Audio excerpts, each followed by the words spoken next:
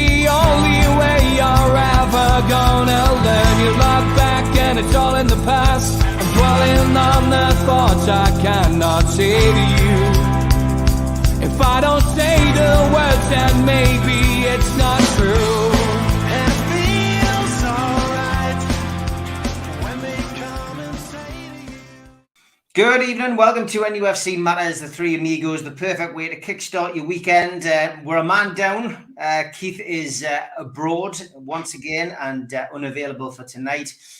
George is trying to get with us, but his internet is letting him down, I'm afraid, and finding it difficult to get George on tonight, but we'll persevere. All your usual favourites, though, tonight coming up, and a little surprise in the fact we've got Andrew Cushin on at 6:30, a young local lad, musician, and someone who's, I feel, probably going to go all the way to the top. Is going to join us, big Newcastle fan, going to give us a little bit of an update on where he's at with his career, and join us for the predictions at the end of the show. Plenty to talk about, as always, but first, let us all pass on our best wishes to Johnny Allen, who came through his operation successfully yesterday.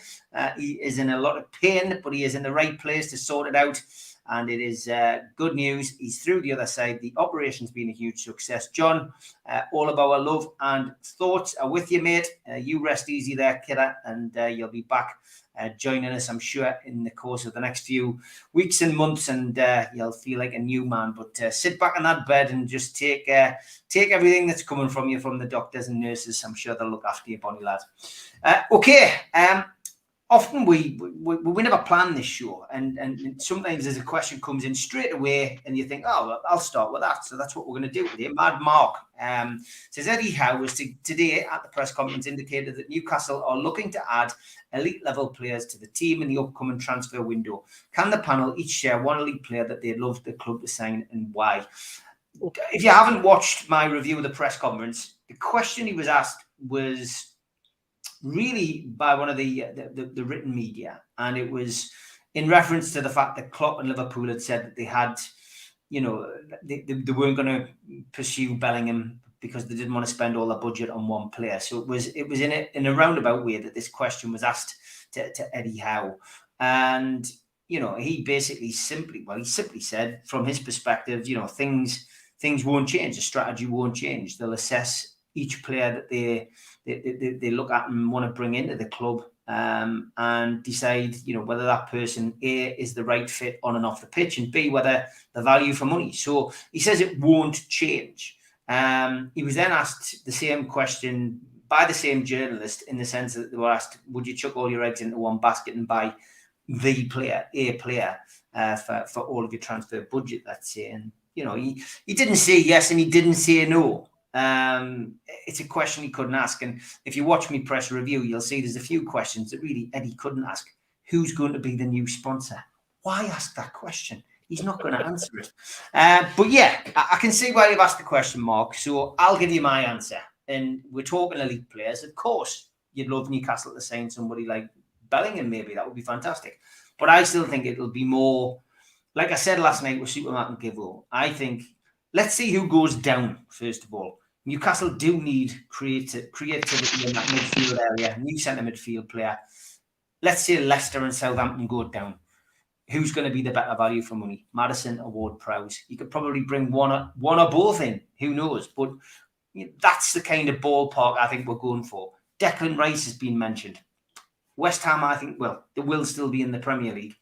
Declan Rice, I don't think will come to Newcastle. I don't think that's serious, especially the money that they're talking about. They've got to sign another goal scorer, I think, and another left back. So I genuinely think, you know, if you're asking me to name an elite player, I'd love to bring Harry Kane in.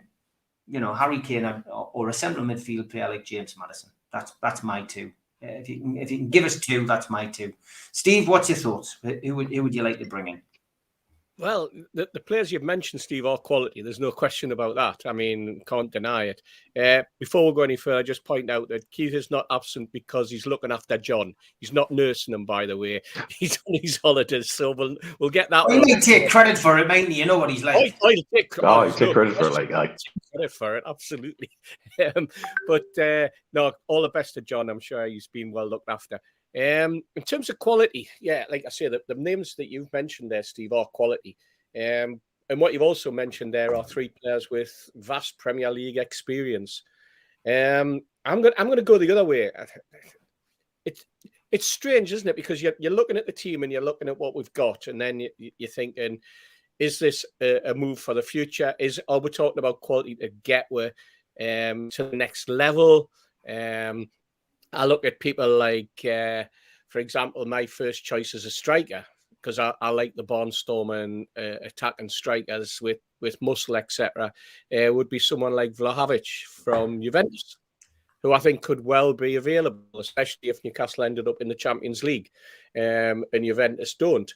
So that would be one player that would really, really excite me. I think that would tell the rest of Europe that Newcastle United are definitely contenders for greatness, if you like.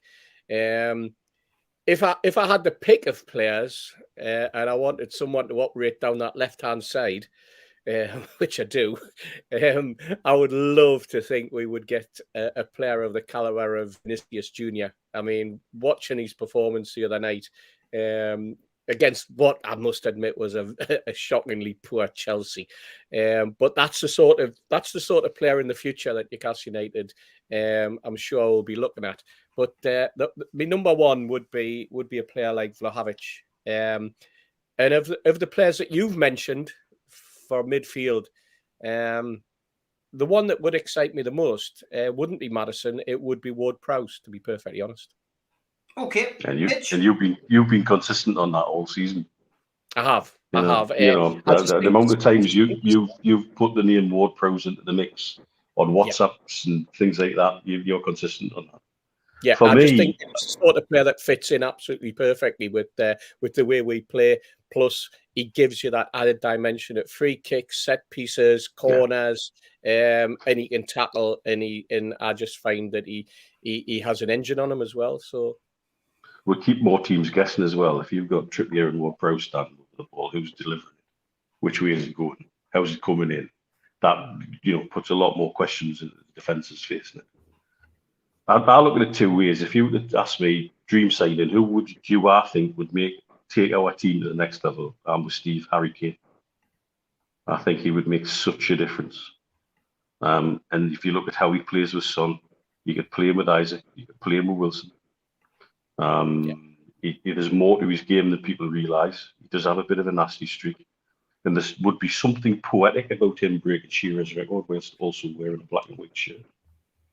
That's the romantic in me. The reality is, though, I think we've got to look at what happened to Man U last night. The amount of injuries they've picked up. If you're fighting on multiple fronts all season, the squad depth we have is just not enough. We need more squad depth again. And so I think we'll probably not be signing elite players yet. I think we'll be signing very good players and players that, again, how can develop the way he has the rest of the squad. And then you probably be signing players who bring something different to the ones that we've already got, because we do need somebody who can unlock a defence when they're playing, a flat back 10 at times when you come across some teams. And we need somebody who can put something different into the mix. We need another delivery option at set pieces. So I think you'll find we'll spread the money wisely. I don't think it'll be on.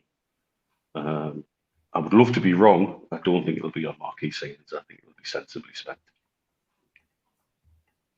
Yeah, I agree. I don't think they'll go mad. And I mean, that's essentially what Eddie Howe has said as well. From his perspective, it won't change the philosophy, the policy, the way that they do things. It's, there'll be a strategy. And there'll also be a strategy for which tournament Newcastle United end up in. If they're in Champions League, yes, things will be that different. will make a big difference, and I think that also would make a difference to the players who might want to come to, the Champions League football and lay the gauntlet down to them.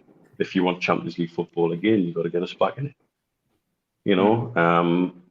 But I also like the way how, when he was put to that question, backed the squad beautifully by saying, I've already got a squad of elite players. That's a manager who really cares about how his players might react to any word that could be twisted the wrong way, because they're waiting for it.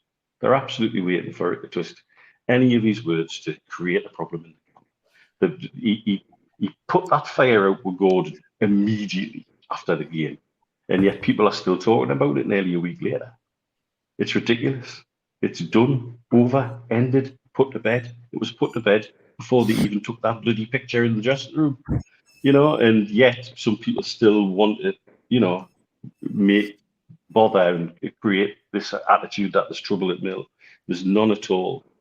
And him protecting the squad like that was very clever, I thought, today as well. Yeah, it's all about the size of your squad, isn't it, and the quality that you can bring in. And just at that point, Joe appears. Can you believe it? Off the bench. Good evening, Joe. How are you, son? Evening, gentlemen. I heard you talking about enhancing the squad, so I thought I'd better come on. Are you well? Yes, all good, mate. Good to see you. And I noticed you said in the WhatsApp chat that John was milking it, wasn't he? John's milking all of this. You get sick of the sympathy, don't you? You know what I mean? Love you, JJ. Get well soon, mate. Quality. All right, mate. You'll have probably heard the question while you were getting your tea, but just the just a marquee signing, if there is one off the top of your head. I mean, we've suggested Ward-Prowse. Kane is probably mine and Mitch's favourite. Is there an elite player, as the press called it this afternoon, that you'd like to see come to Newcastle now that we're getting a little bit closer to the promised land of the Champions League? Yes, I'd love to sign Harry Kane. Thank you very much. The dilemma for me is we talk a lot, don't we, about are we, and I'm going to use the word, so don't jump on me, but are we overachieving? Are we 2, possibly 3 transfer windows ahead of where we should, where the plan said we were going to be? So what do you do? Do you sign the Champions League elite? Do you sign the Diabes of this world, Vinicius Junior, as Steve's just mentioned? I mean, imagine Harry Kane, Firmino's looking for a new club. We're linked with Osherman. We're linked with Diaby still, James Maddison, James Ward-Prowse. We can go on and on and on. But where are we in terms of the plan? Are we at the point in signing those elite players yet, or are we still in the markets of the Joe Lintons, the Isaacs, the Miggy Almirons? Those players, as the guys have rightly said, are there to be developed and there to be brought on. My biggest worry about suddenly going out and signing international class, world superstars, is Mr. Howe's ability to manage them. Because at the moment he's managing a great set of lads, and he's a great lad himself. So that that the chemistry works. My worry, and I'm not saying we will, of course, but you bring Cristiano Ronaldo into our squad tomorrow, and what does that do to the dressing room, and what does it do to Eddie Howe's ability to manage it? I mean, God forbid he can't even sub Anthony Gordon, can he, without getting punched in the face? So there's for me that I think we're at it's a real crossroads. Yes, I would love us to be playing Champions League football. We deserve to be playing Champions League football. You don't get third in the Premier League for nothing. But in terms of that squad, if we were to say, right, I'd love another League Cup run, we'll have another crack at that next year. We definitely need an FA Cup run, because we haven't had one of them since forever.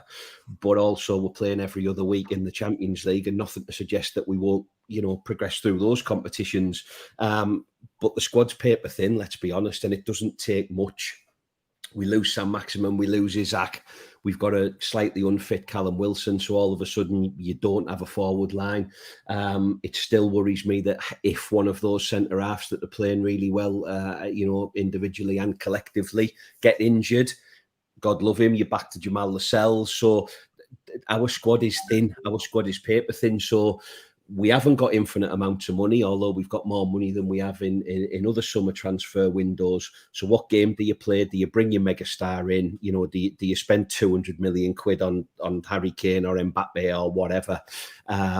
Or do you play sensible and say, do you know what, we could have 4 or 5 really decent footballers for that and give the full season a shout? So, yeah, I'm playing fantasy football a little bit. And if you offered me Harry Kane tomorrow, I'd be delighted. And the fact that we're even mentioning names like that gentleman is utterly wonderful. I'm a massive fan of James Maddison. I thought Maddison would be in black and white by now. Take Steve's point on James Ward-Prowse, another excellent footballer who certainly would fit the mould. But I'm still team Maddison, so I'll take Maddison. Yeah, I've always wanted Maddison. I think was the first person to put him up there in black and white, our very first transfer window under the new owners. But, they've played the waiting game, and if Leicester do go down, they're going to get him for next to out. So it's probably been a wise move on behalf of the owners. And they haven't got much run so far, and let's hope that continues. But good stuff. Let's quickly go to Dr. Neil about ASM. Where there was lots flying around yesterday, Neil, about first degree tears, second degree tears in hamstrings and stuff like that. And ASM could be, out for the rest of the season. 6 to 8 weeks was getting bandied around. And it looks like one of the journalists has been hit hard by a trusted source. And all of that speculation may have been for nothing, with Eddie Howe more or less saying that he's happy with ASM going to France and training in the conditions over there. He's not so bothered about him being in Newcastle. The club do send somebody with him who works on behalf of Newcastle United, who can observe, that everything is as it should be, and the player is getting the best of care and attention. And listening to Eddie Howe today, you would assume that ASM could be back next week or the week after. Yeah, then looking at that video, if that's a grade 2 hamstring and he's running like that on the roads, he would shot the shit. Because he's only ever going to make it worse. This is the problem with hamstrings. They're notorious for repeat injuries. They're notorious for worsening if you push it too hard too soon. And so it needs proper rest and recovery. I'm really glad he's made it clear about the travelling fire treatment, because he hasn't made that clear in the past, and it wasn't clear whether that wasn't it. It wasn't clear in the past whether that was with the club's grace and understanding or not, or whether he just took it upon himself to bugger off the money and go and sit in the barometric chamber. These things are really important. So if he's going with the club's grace, and I believe Callum Wilson, when he had problems with his hamstrings, was down in Bournemouth with people he trusted. Mickey was in Barcelona. Yeah, absolutely. So it's not about where you want to get the best treatment for your players. Simple as that. And so there's somebody from the club there monitoring what he's doing. I hope that he wasn't the one taking the bloody video. But that all signs suggest to me it's been a grade 1 that they've been concerned could easily become a grade 2. Hence why they pulled him off very quickly when he seemed to be injured with it, and why he's straight off to his favourite place to get treated for it. And if he's banging around the roads, which still makes me shudder, particularly when he does the videos when he's going up and downhill. Running downhill is a bloody nightmare. It knackers your joints, it knackers muscles, it puts muscles under strain that shouldn't be under strain. Like I say, I hope the hell that the person from the club there isn't tearing his hair out and stamping on his phone every 5 minutes. But he looks in good shape. He looks quite fit. He must be close. But what they don't want to do, and I wonder if down at Monaco they've got one of these machines that I saw at the FIFA medical conference in London 2011, that Pep Guardiola was pushing, whereby it's better at diagnosing whether the muscle's healed than a doctor or a physio is. And what it does, it puts an electronic stimulus across the muscle, and then the machine reads the contraction and relaxation and recovery of that muscle back to normal. And that can pick up whether there's fibers still damaged or not. And it picks up with more accuracy than a physio saying, yeah, that feels good, or a doctor saying, yeah, that looks good, or the player. And you can never trust a player's opinion on an injury because they all want to play. But when a player says, yeah, that feels good, boss, this is the Steve Bruce method, obviously. I wonder whether they've got one of them down there, because they wouldn't be letting him run like that if there was any concern that hamstring was going to go again, because he's knocking some pace out down that bloody pier. You know, he really is shifting through that harbour. And so he can't be far away. They're not bringing him in this week, so obviously they're not going to risk him this week. It wouldn't surprise me to see him back on Tyneside next week. And so that, to me, is not a grade 2. Not at all. Grade 2's 8 weeks. 8 weeks. You know, the simple as that. You shouldn't be stressing a grade 2, a full pelt in a match, unless it's a cup final and you're pretty close. You know, and it's the end of the season and it's your chance to play in the Champions League final. Yeah, you'd maybe risk that one. I think for the players' sake, you'd maybe risk that one. But for when we've got so many important games coming up, still so many games to play, and we've got the luxury now of having other people fit and available, let him recover, bring him back next week, and hopefully he'll be back on form, because he's been in some really good form. And he deserves the praise he's had put on him. The penny seems to have dropped with him.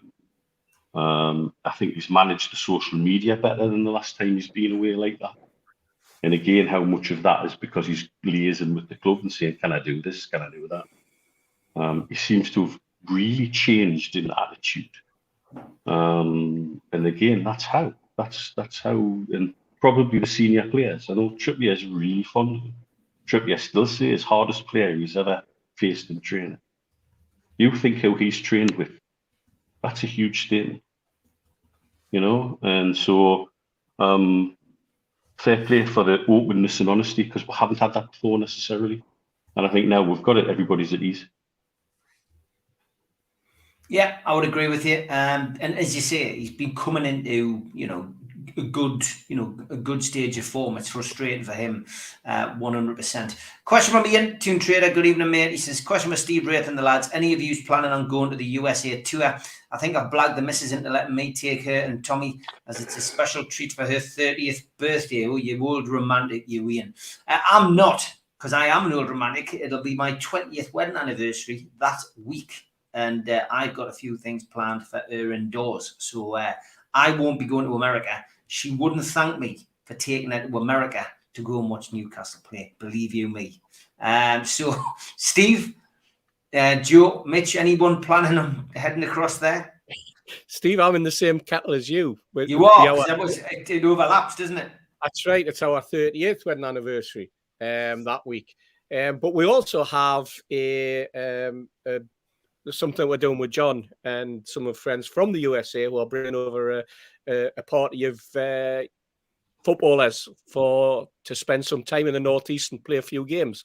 So we're going to be spending a little bit of time with them and their families, which is around about that week as well. But it's not just going to America to watch the games, as Toon Trader says, but it's the distance that you're going to have to travel to get to those 3 games, because it adds another dimension when you play in America. But I suppose it's going to be a good learning curve for those Newcastle fans who also follow England, because the World Cup in 2026 will give you exactly the same sort of problem. And they'll also experience an awful lot of heat in Maryland and all the other 2 locations that I think they're playing at. So I think I'll be giving that one a miss. Well, no, I'm certain I'm giving that one a miss, Steve. Yeah, I don't think your lass would thank you either, mate. To be honest, yeah, and it's a difficult one. I mean, great for fans to get out there and see. I mean, we're going to see a few of the expats, of course, such as Kevin. He's already got his name on the list, I think, for the Atlanta supporters group out there. And I'm sure Kevin, maybe he's in the chat, who's there, might get across Jimmy Moore. I think he's going to be going to the games as well. So it's a good opportunity, isn't it, Joe, for these expat fans to see Newcastle in action? Yeah, it's fantastic, Steve. And to answer the question, no, I won't be going. What's happening there? I've paused Mitch's sound because I can hear the ice bucket. Yeah, and it did actually sound as if it was like some kind of big vehicle, didn't it, coming outside your house, Joe? But yeah, go on. So to answer your question, Steve, yeah, it's fantastic reaching out to another part of the world that's really important. I think we've not only are we looking at our home fan base, of course, but we talk a lot about our fan base and building the fan base in the Middle East post takeover. But that's not to say that there's not other parts of the planet that we can also tap into. My biggest worry is I'm so anti-American ownership at the moment. I'm so anti the 39th game that it'll be Newcastle All-Stars versus the San Francisco 49ers in Melbourne. So I'm slightly sceptical about kind of how much in bed we get into, with the American kind of side of things. But fundamentally, it's a great thing. If it generates interest, it generates money. And for those guys and those fans that you've mentioned, Steve, we're really, really fortunate enough that we get to see Newcastle United. I'm not entirely sure how that fits for the likes of Jimmy Moore. So if Jimmy can get to see the Mags and he can get to see a full team Mag in a relatively full-on 90 minutes, that's fantastic as well, and hopefully we'll sell a few shirts. So I won't be there. It's not my wedding anniversary. I'm not as soppy as you used to be mentioning things like that. And I haven't got Mitch's money, so no, I'm not good. Classic.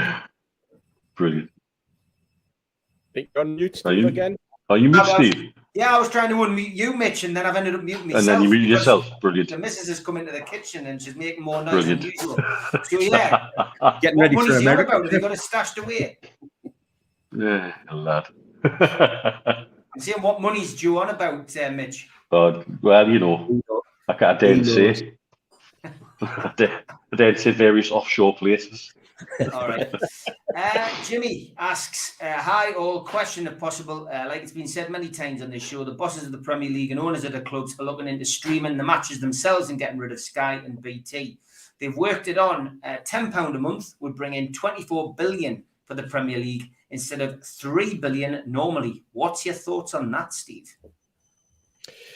This is something that Mitch and I and yourself talked about over a year ago, and it was also a conversation we had during the takeover talks about the TV money and about the role of Sky and the overseas rights with BN and people like that, and the value that the Premier League would eventually put on itself.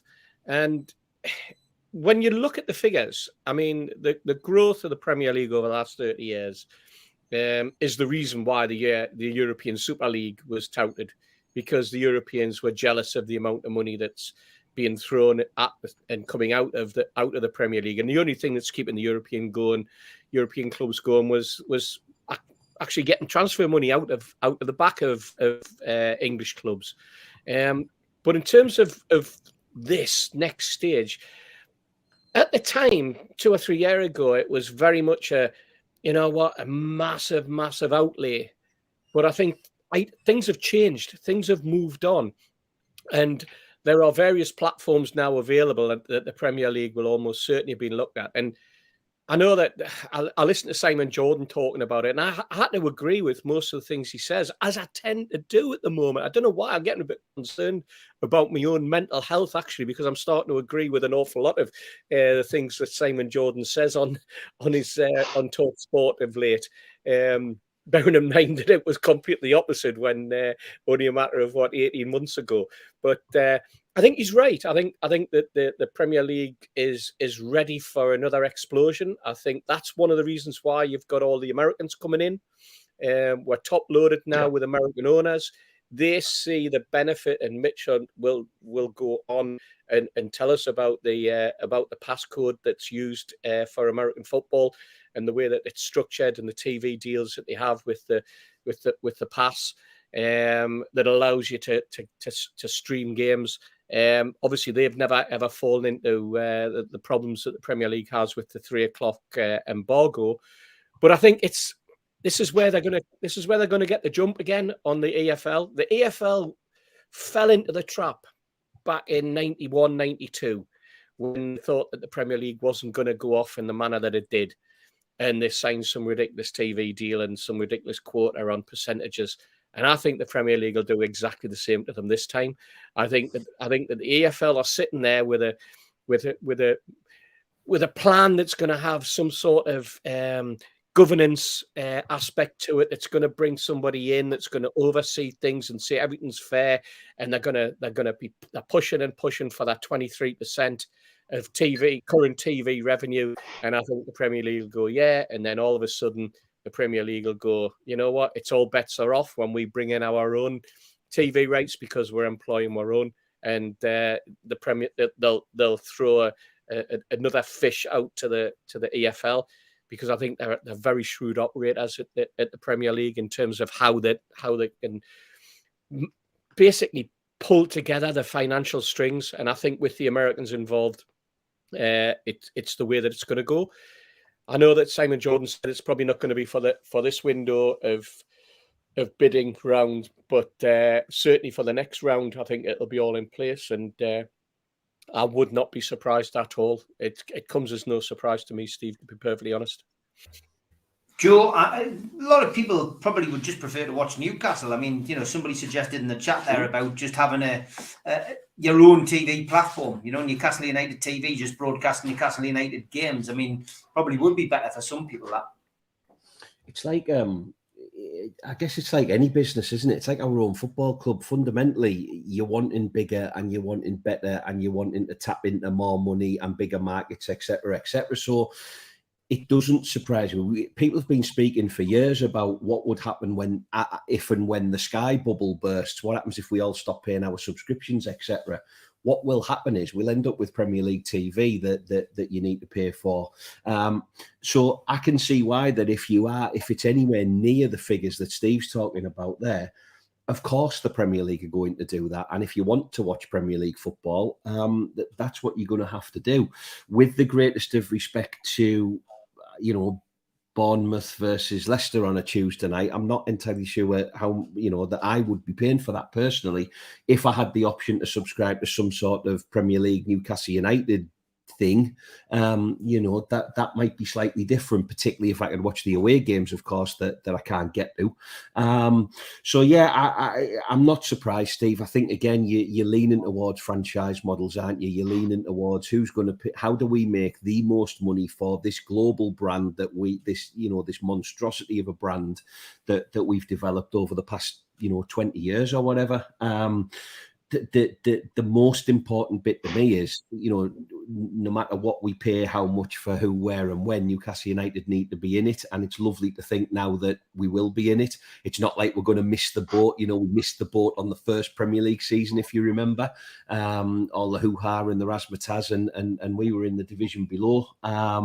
So, the pie will always get bigger. The demand's not going away. As much as people think, you hear cliched things like the game's gone, the game's dead, I'm not enjoying it anymore. It's bigger than it ever has been. English football's bigger and better than it ever has been. And I don't see that changing, particularly when you're looking at the finances, the revenues that are generated in Germany and Italy and Spain. You've got your Real Madrids and your Barcelonas. They can't touch the revenue that the Premier League is kind of bringing in. So, as always, as long as people get the choice to watch their team and they're not pricing people out of the game, because that's the other thing.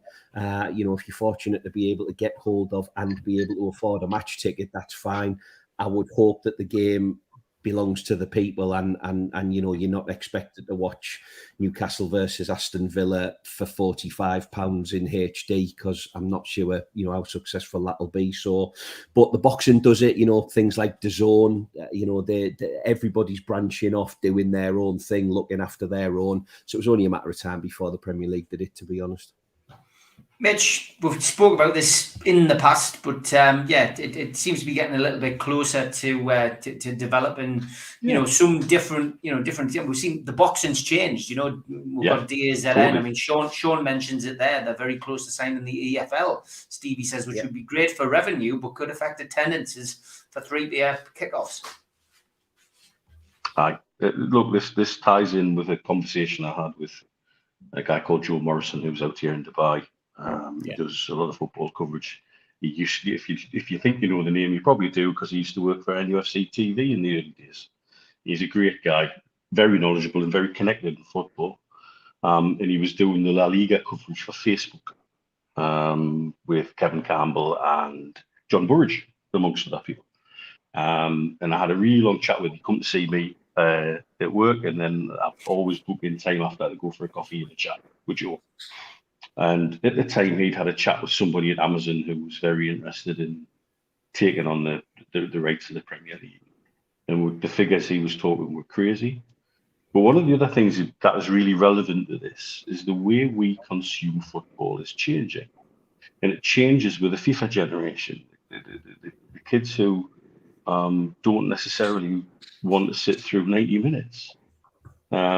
He said that Amazon had a way to watch and monitor how people were consuming football matches on their platform. Yeah. And they knew when the kids were playing something like PUBG in the background, and they also knew they were listening to the commentary while they're playing PUBG, and then flicking to the game when it sounded exciting, like a goal was on the way or a chance was going to come, and then flicking back to the game once that had passed. And I think it ties in that we're changing how we're doing everything. Live TV is not necessarily what it was. I suspect we get bigger audiences over the week or watch back than some TV programs in the UK on a Friday night, which still absolutely blows my fucking mind, by the way.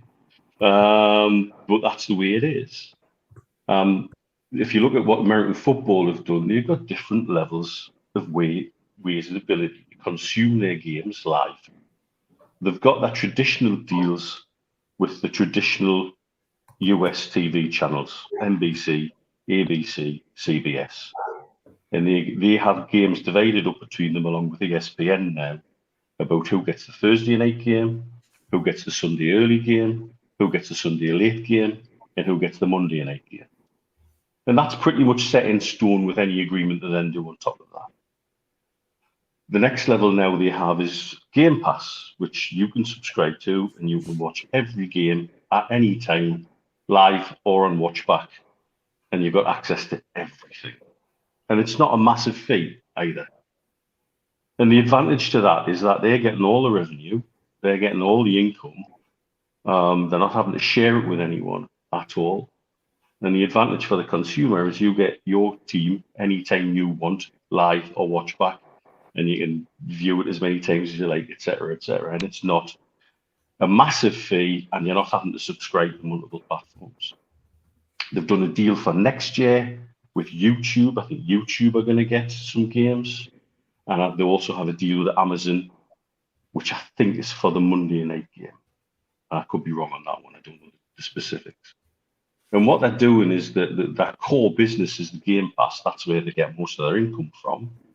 They almost treat the games that they farm out to the traditional TV channels like a charity game. They're giving them away. They're letting them have the rights cheap, so everybody has access to the NFL and keeps interest in the NFL at all levels in society.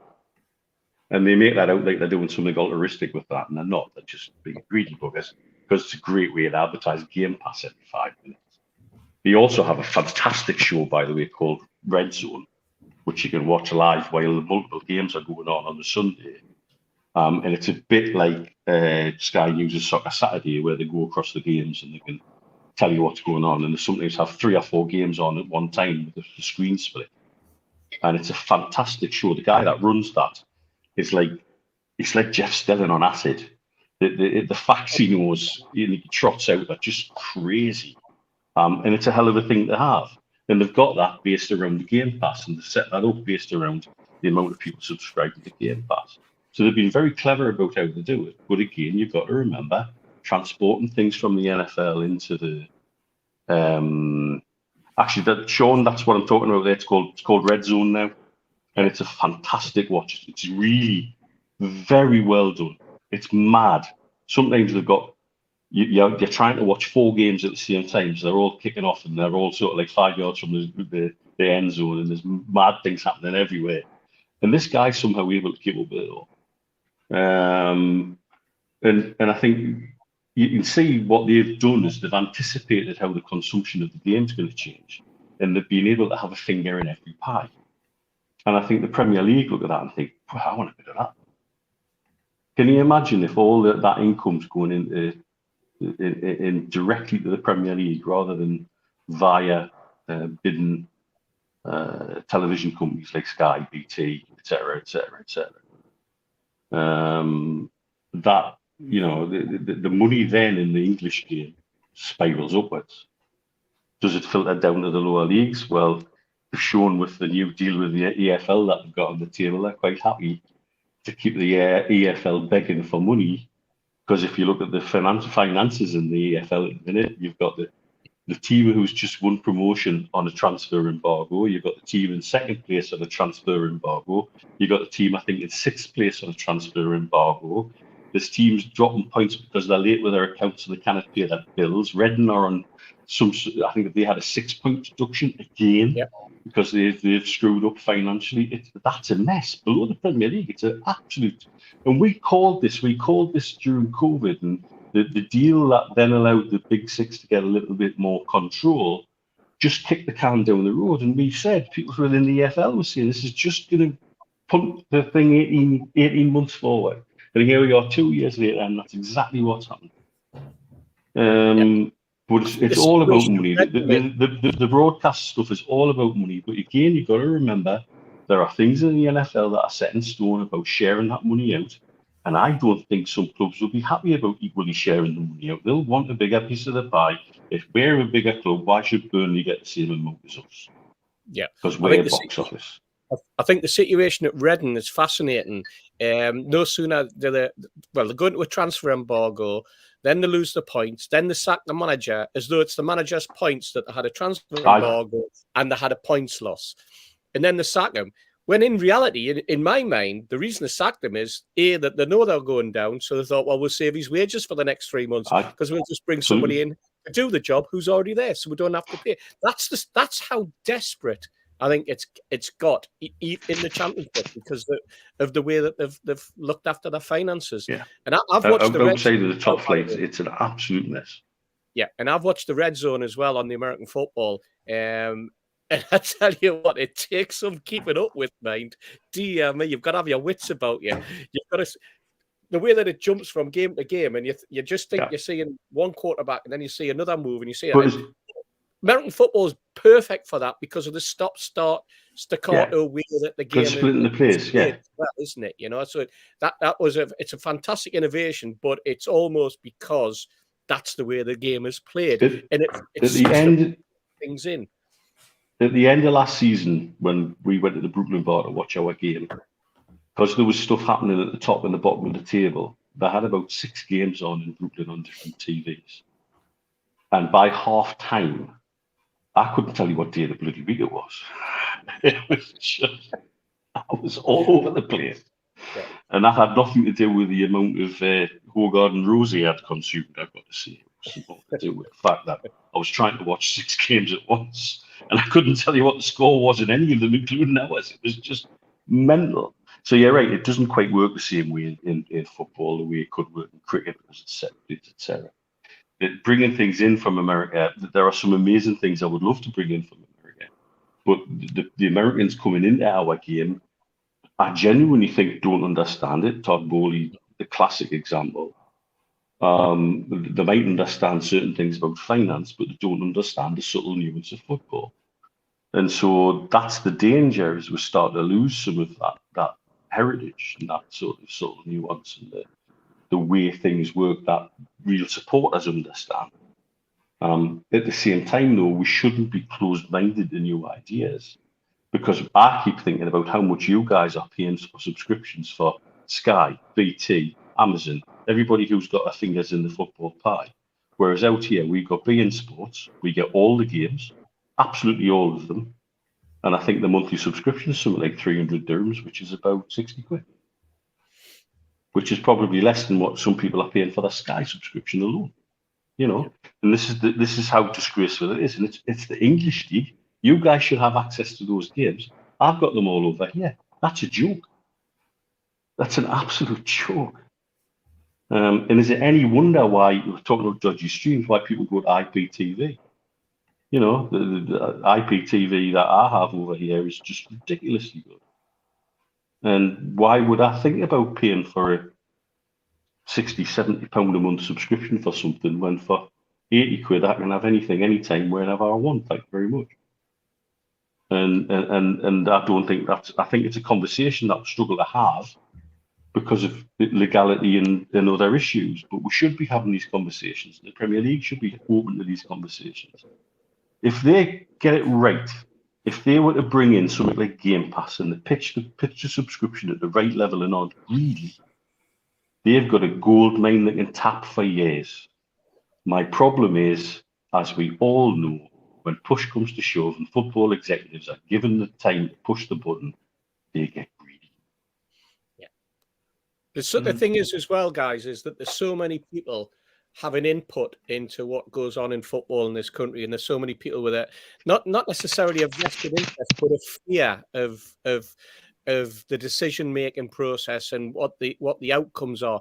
I was listening to Kieran Maguire a couple of weeks ago, and he was saying, for example, there was an awful lot of talk, if you remember, back in round about September, October, because of the power costs, etc., for floodlighting for clubs, that clubs in the lower divisions were asking if they could have games kicking off at 2:00.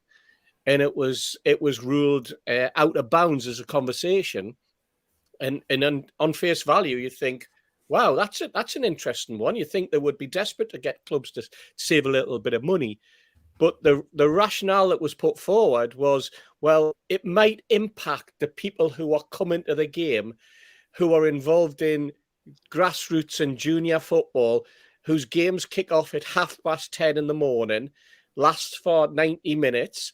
The family then has to get home.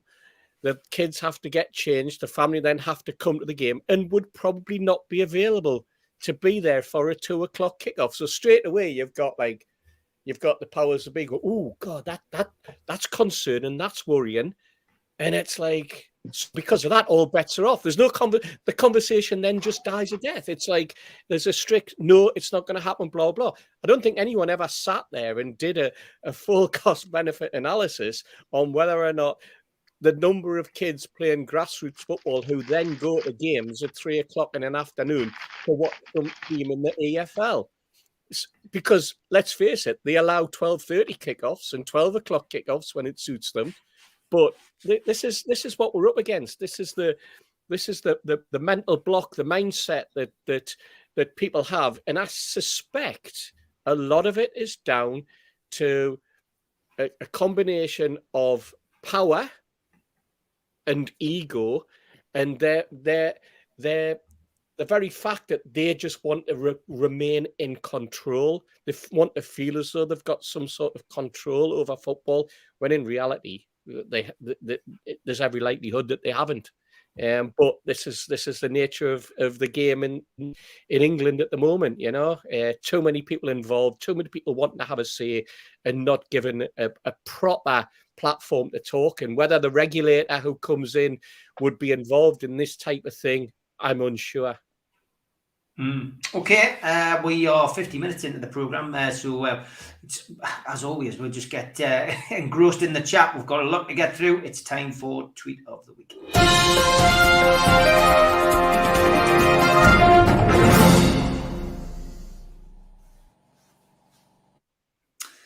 Yep, I bet he's thinking about other girls, she says. He's that looks class, but Wilson's got 3 and 2 games. Well done. Big Dan Byrne certainly was Big Dan Byrne in the pictures last week. Yeah. Thank you for that, Zach. Quite a few people sent that one in, but that was a very close, a good close-up, shall we say. Look, Tom, I'm a passenger pigeon. You're a carrier pigeon. I don't make the rules. And Dougie sent this one. Attractions, Sunderland, in a nutshell. Obviously, Dougie sent me some cracking stuff this week. Been hilarious. Yeah, he has. He sent me some good stuff as well. Stephen Kennedy says, I hope this tickles you. A man tells a rabbi, I've got a strong desire to live forever. What can I do? Get married, replies the rabbi. And will I live forever? No, but the desire will disappear.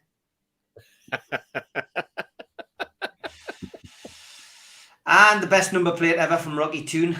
4. Yeah. That should be mine. I'm not reading it out, but you can see it. It's just to give you only one scoop. Fake news, says the dog. Another one of Dougie's classics. This one, a parent network on South Tyneside. Hi, I don't suppose anyone has any board games Tagat they are no longer using. Tagat can deliver to the nuke, as I have a 6-year-old self-isolating. Ad is claiming the walls. Lol, thank you in advance. I doubt Scrabble is any use to you, was the reply. I do enjoy these. Every day, someone on Earth unknowingly takes the biggest poo in the world for that day. Oh, well. Crikey. Sack the juggler. That sounded expensive. It definitely did. This was fantastic as well. This Isaac picture got done on numerous occasions, and that woman from Sunderland featuring quite heavily. These light switches certainly caused a bit of amusement on Twitter this week, as did this plane. Yeah, me. And this one, Ian Hull. Bet you can't do a kickflip over the Shark Tank. I bet you I can, old man. I love my job, says the Grim Reaper. And it's going to be awkward if Mr. and Mrs. Burr ever lose their young son, Tim, in a forest. Oh, dear me. Thanks, Donald. And an Italian is forced to watch the first time pineapple is added to a pizza in Brooklyn, New York, 1924. That's true. Jan Og Fjortoft, 2 days ago, most likely headline. Elvis found alive, linesman elbows player. That's a good one, that. That one was from Zara's collection this week. Big shout out to Zara. I saw him on some, I think, an American channel talking about us this week, by the way. If you find it on YouTube, cracking about St. James's Park and the atmosphere and what it did to him and how he felt. Fantastic. Oh, I'll search that out. Yeah, I was with him in September, and it was brilliant. The conversation that I had with him was absolutely superb. And I dropped him off in town, and he went for a drink before then heading back down to Middlesbrough for to pick up a game that he was going to be doing later on at the weekend. And he's a cracking bloke, an absolute cracking bloke. Quality. This one was from Mitch last week. Are your speedos too tight tonight, Mitch? No, I got a little bit excited, and then everything got pulled tight. Very good. Pickford denies son. Habitual doom scroller said a simple DNA test should solve this then. And Michael Jones met my ex-wife at a skydiving event and fell madly in love. I didn't mind that she had irritable bowel syndrome, but I had to leave her after she shat on me from a great height. I'm here all week. Thanks, Michael Jones. Michael, yes. This is a picture of a couple dancing, but I like your imagination, says Rocky Toon. Yeah, that's a good one, that. And another one from Dunnell. There's a nudist convention in my town tomorrow. I might go if I've got nothing on. Oh, Dunnell, man. Your brother's lost his left arm and a leg in a terrible accident. What? He's all right now. And Mike Gent, I see they've almost finished the payment. Private jet.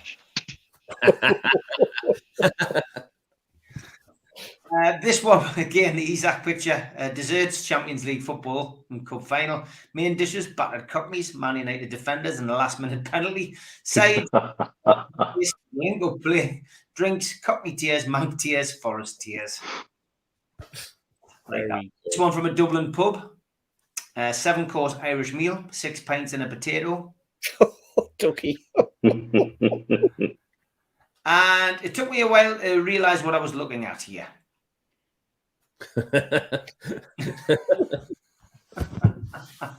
Excellent, that. The Mackhams, as we know, forever in our shadows and always giving us some amusement. Well, first of all, bless him. He uses his shoelaces as a belt too. Was the first one I was sent today from Newcastle United fans. Banned from exposing his gut. Yeah, me. And then it led to this. The deluded world of RTG, which we're well accustomed to on here. RTG and UFC fume. Hashtag 677566. SAFC fans instructed to take down flags with FTM at the Stadium of Light. 95% of the flags currently in the process of being removed. This is down to NUFC fans obviously employed at the club. Right? He then went on for this. Just been told I've got to take mine down as it's got FTM on. It's been up and down the country for years and hung in the Stadium of Light hundreds of times. The club has gone soft, says Donald down the wing. Ridiculous how the club are exposing their underbelly for Newcastle. Absolutely sackless. Whether you agree with the FTM being plastered everywhere, I personally don't care for it.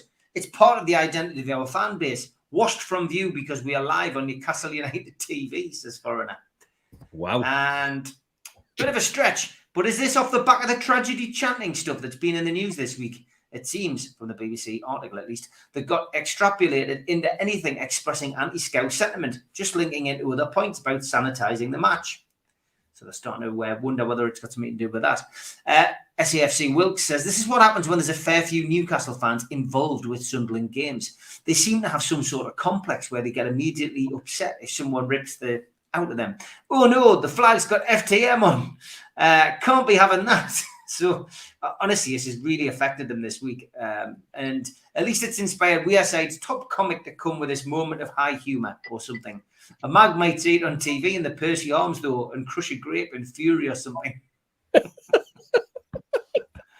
Unbelievable. But Sunderland are acting to remove all flags from the Stadium of Light featuring FTM as it is offensive. And in other news, Sunderland fans now have no flags to display. Then, do you know what? At least they've now got an owner with a bit of dignity instead of the one who put it on his lapel badge to curry favour with the fans while everything was going south. Grant's got a view. They might be trying to raise the standards of your average SAFC supporter. They could start with stop having intercourse with family members and getting out of the bath. Oh, Christ. We go to the toilet. And singing the Alan Shearer song at home to Everton. Yes, I heard that, Ginger Perlo. Absolutely sad. Man United fans, nothing to do with us, and still singing that bloody song. Even the brainy one knows that was on the countdown. God. And it's been 33 years since Raved in the 90s and no further instructions from Technotronic. And so I think, with regret, it's time to deflate the jam. And Dubai unveils plans for a 9 billion gold-plated diamond-encrusted skyscraper. And Comrade Prime replied to that, surely that's an April Fool's joke. If they really want an overpriced, massive, shiny dildo, they just need to sign Ronaldo again. Paddy Power, amazing how VAR's laser vision when it comes to borderline handballs by Brighton players, but can't spot a Spurs player standing on an opponent's foot. That's true. And a trip down memory lane here. How the hell grass grew in here, I don't know, says Swampy. Oh, God, I can almost taste that. That's That is, for those of you of a younger age, that is the Gallagher toilets that we all used to have to queue in. And yes, which you had to go to before half time, otherwise your gazelles were ruined. Yeah, your trainers were ruined. Ashley Booth says, please can one of the science teachers on here explain why the foil that was more than sufficiently covering an entire Easter egg suddenly can't stretch itself to cover a now half-eaten Easter egg. I think we've all probably come into terms with that. Yeah. Stephen Kennedy said, God damn it, I knew Mitch and I were born in the wrong place. In the Bodhi tribe in Ethiopia, the most desired men are those with the largest bellies. The more belly you have, the more attractive you are. I show this to you so you can see that if you're not fat, you're just in the wrong tribe, Mitch. That's fantastic. Steve, you're a bit more cultured than the rest of us. Could you give this a bit of a read from Robin, please? Get your glasses on. Give this a read. Apropos of nothing, here's my favourite joke. Question, how do you titillate an ocelot? You ocelot, it's tit-a-lot. Works best when spoken out loud. What is there, lad? That's why I didn't read it out. I thought you would. Top two, married, single, married, engaged, married. John Terry getting his instructions in his latest club. Brilliant. And the best one for me this week was this one. I don't know what went on here. All I know is I don't want to know. Exactly. Absolutely fantastic. And the rumours that was anywhere near Steve Hasty's house are complete fabrication and lies. That is Team of the Week.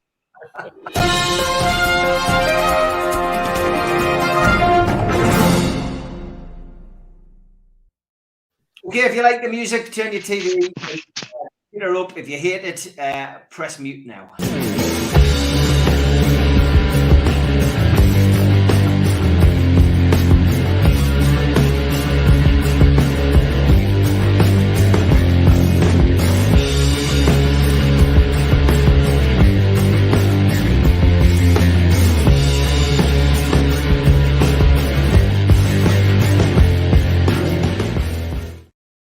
The day I met, we're asking you to send in photographs of you with somebody from Newcastle United, both past or present. And it's a big shout out to Olivia and her dad, who were part of the Peter Beardsley Soccer School, which also included Nobby Solano. Well done, Olivia. You got your medal this week. And she's a big fan of the show. She's watched the show from the very start. She has a right laugh with her dad and mum every weekend. And there she is, getting presented a medal by Nobby Solano. Fantastic, Olivia. I hope you had a good time. We could be looking at somebody who is playing for Newcastle United. You never know, and I bet you that's your dream, Olivia. But have a good weekend. I hope you still got some Easter eggs left, and thank you for sending in those photographs.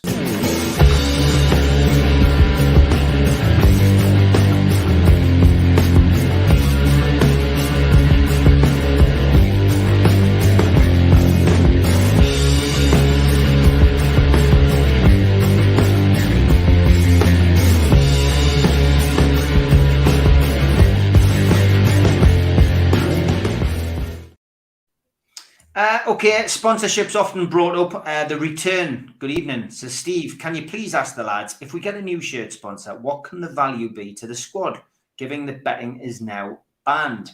And Doug Hall asks us, if we go for elite players and we're getting elite sponsors, have you heard any interesting rumours as to who they might be? Steve, any interesting rumours as of... Well, first of all, before we get into interesting rumour, it's not going to be banned until 2026.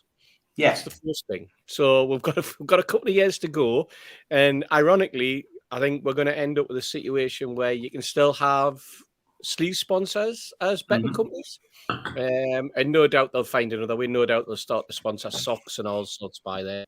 But I can see that. I can see part of the logic, but then all of a sudden you also find not only are they going to allow sleeve sponsors, but they're still going to allow round the pitch sponsoring from betting companies, and they're still going to allow during the games on TV the sponsorship and mentions of gambling companies and deals and such like during the halftime interval.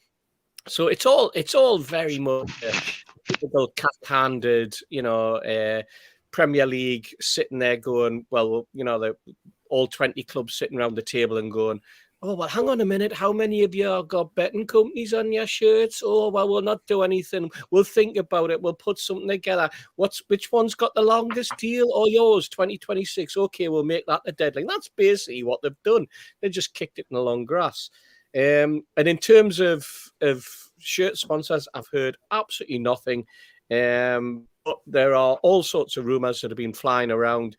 And obviously the big one is the one that I'm sure Mitchell will agree is the fact that we know that Saudi are bringing out the new airline, but it's not going to be operational till round about 2026 anyway. Is that a coincidence? Is it a date? Where are Newcastle heading? I'm not too sure. But I think it's just a case of, like all things with Newcastle now, I just sit back, I just enjoying the ride, I watch the space, I see how the club's developing. I'm happy with the way it's developing. And whether we end up with Newcastle Brown Ale, Heineken, or the local paper shop on Chilly Road, I'm not really bothered about who we have on the shirts. As long as what I'm seeing on the pitch in terms of the quality football is still enjoyable, and I'm sure it will be. Okay, Mitch, your views, anything you've heard? We've been talking about Rolls Royce and God knows what on here, haven't we? Couple of conversations today, funny enough, about this, because it's all tied in with the airline. Steve mentioned one from who's got connections at BIF, and another one who's in the aviation industry. The new airline, Riyadh Air, is definitely looking at going for it. They've ordered 70 new aircraft at a cost of about $15 billion US. That order's gone in this week. There's been promised that there'll be no government interference. There's talk about alcohol being served on those planes, in very big difference to Saudi Airlines. They've got a big shortage of pilots, and I gather from connections that Steve obviously has at Emirates Airlines, they're putting very big contracts out towards pilots to come and work for them, including there's no stipulation that you've got to live in Saudi. So a lot of them could remain here in Dubai and then commute to wherever they've got to meet their aircraft and carry on from there. Apparently a lot of expat pilots got shafted by Saudi about 6 years ago, and so people are wary of going there. And so they're making the packages very, very appealing, including a big bonus just for signing on. That sounds to me like an airline who mean business. The CEO they've got in is the guy that turned Etihad around. Etihad were going south very quickly. There was a point where Emirates, this would have been massively embarrassing for Abu Dhabi. There was a point where Emirates were actually talking about buying Etihad and merging the two companies. And that would have been hugely embarrassing for Big Brother in Abu Dhabi, that their airline went to hell and Emirates had to bail them out. It's usually the other way around. So there's definitely stuff happening. How quickly? Don't know. The word is that they're going to be flying to Newcastle, and Newcastle could become their European hub. To then find out, now that would be big for the region. That would be huge for the region, to be an international hub airport, not just a provincial airport. They're going to be flying to the resorts. Now, you've got to remember these new resorts, Neom on the Red Sea, their direct competitors are effectively Sharm el Sheikh. And do you think they're not going to have booze? Come on, pull the other one, it's got bells on it. And these are the changes you're going to see in Saudi over the next few years. The airline needs to build with that. They need to get their name out. Is it going to happen quickly? Don't know. Things seem to be pointing that they're going to be pushing the name before they're actually operational. And what better way to push the name than to stick it on the front of the Premier League team shirt that's owned by PI? Will it happen next season? Don't know. Really don't know. If we were to change, we talked about the figures for the front of the shirt, that if you've uplifted the sleeve to the same level as the front, the uplift I think they were looking for was to go to 25 million. That could be very easily justified as a team at the tier below the top six. If we are in the top six and we are in the Champions League, I think that changes the game. I think that brings more money into the shirt front sponsorship. It wouldn't surprise me also to see RIA or Riyadh Air or whatever they're going to call themselves involved in other sponsorships with the club, be that training ground or stands or whatever, because it's all about maximising income. And if they really are serious about becoming a big player in air traffic from the Gulf to Europe, they've got to hit it hard, they've got to hit it fast, because there's lots of competitors. So it wouldn't surprise me to see, for me, all signs point to that being our shirt sponsor next season. If I was pushed, if you were to say to me, look, Mitch, what do you think is going to happen? I think some sort of airline related sponsorship on the front of the shirt next season makes sense, even if the airline isn't operational yet, because they want to push Saudi tourism. Are pushing Saudi tourism hard in other ways. When the resorts on the Red Sea become open and I spoke to an architect friend, and I've spoken to Steve Bennett about this, who works in the region. They are putting bars in the resorts, ladies and gentlemen. They're designed. Whether they call them that on the plan, so that's another matter. But they're bars.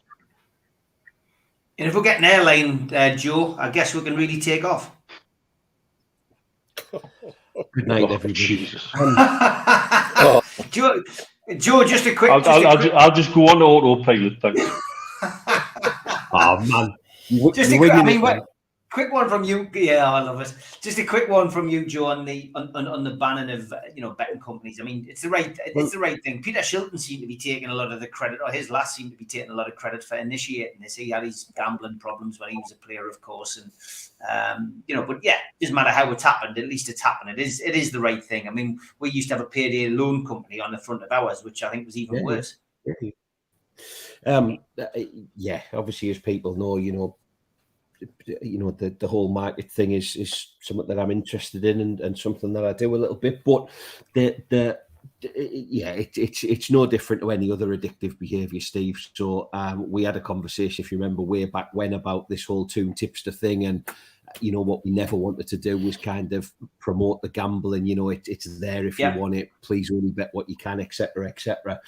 If you think, though, from a betting perspective, and I'm going to be really, really careful, so I might need George Mitchell defending me here. But the betting companies that are involved in the sponsorship of football clubs, you are not talking the elite gambling organisations. Stoke City have arguably affiliated with the largest of the UK-based betting companies. But if you took a walk down any high street anywhere in the country and some of the names synonymous with those betting shops, they're nowhere near, predominantly they're Middle Eastern, they're Asian betting companies that are just trying to get the names out there. One in particular, who I won't mention for legal reasons, but the websites aren't very good. They're not very reliable. They don't offer the markets that people who are interested in football, cricket, rugby, whatever betting. You don't get the amount of opportunities. You don't get the offers. You don't get the prices that you would with some of the mega companies. So, for me, I'm not surprised that our sponsorship, particularly, I'm led to believe, isn't a particularly lucrative deal that was signed, because I'm guessing that it's not a particularly lucrative organisation. I mean, I don't know what it's like, in China, for example. I'm sure it's bigger than it is here, but I don't think it's any great shakes. All these weird betting companies, you look at Sunderland, Middlesbrough have had them, West Ham have currently got them, I believe Aston Villa have got them. They are not companies that are synonymous with, wow factor. It doesn't drive people to the product. Whereas if what Mitch is talking about is a multi-million pound, look at Etihad, look at Emirates, these are synonymous global companies with very deep pockets. So I'm not entirely sure betting will be missed from Premier League football shirts, because it's not up. They're not up to much, if I'm being brutally honest, if I'm allowed to say that. Yeah, that's fair enough. George, I'm not sure whether you're with us or not. Your internet still looks a bit bad. Let's see whether you're delayed. Are you delayed, George?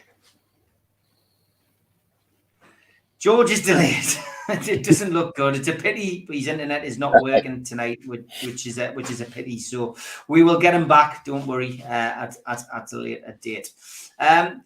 We did have a couple of other questions which I want to get through before we get to tomorrow's game. And Amanda said they've opened conversations with architects this week. When, in your opinion, lads, will the renovation begin? Well, again, this is really just down to us guessing and predicting. But I would imagine, Steve, sooner rather than later, because the need for extra seats is quite obvious.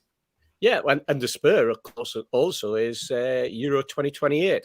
If the bid's successful from the FA, then Newcastle is one of the 10 grounds that's been selected. Interestingly, Old Trafford wasn't, because it's fallen to bits. And anyone who's been to Old Trafford recently will know that it's fallen to bits.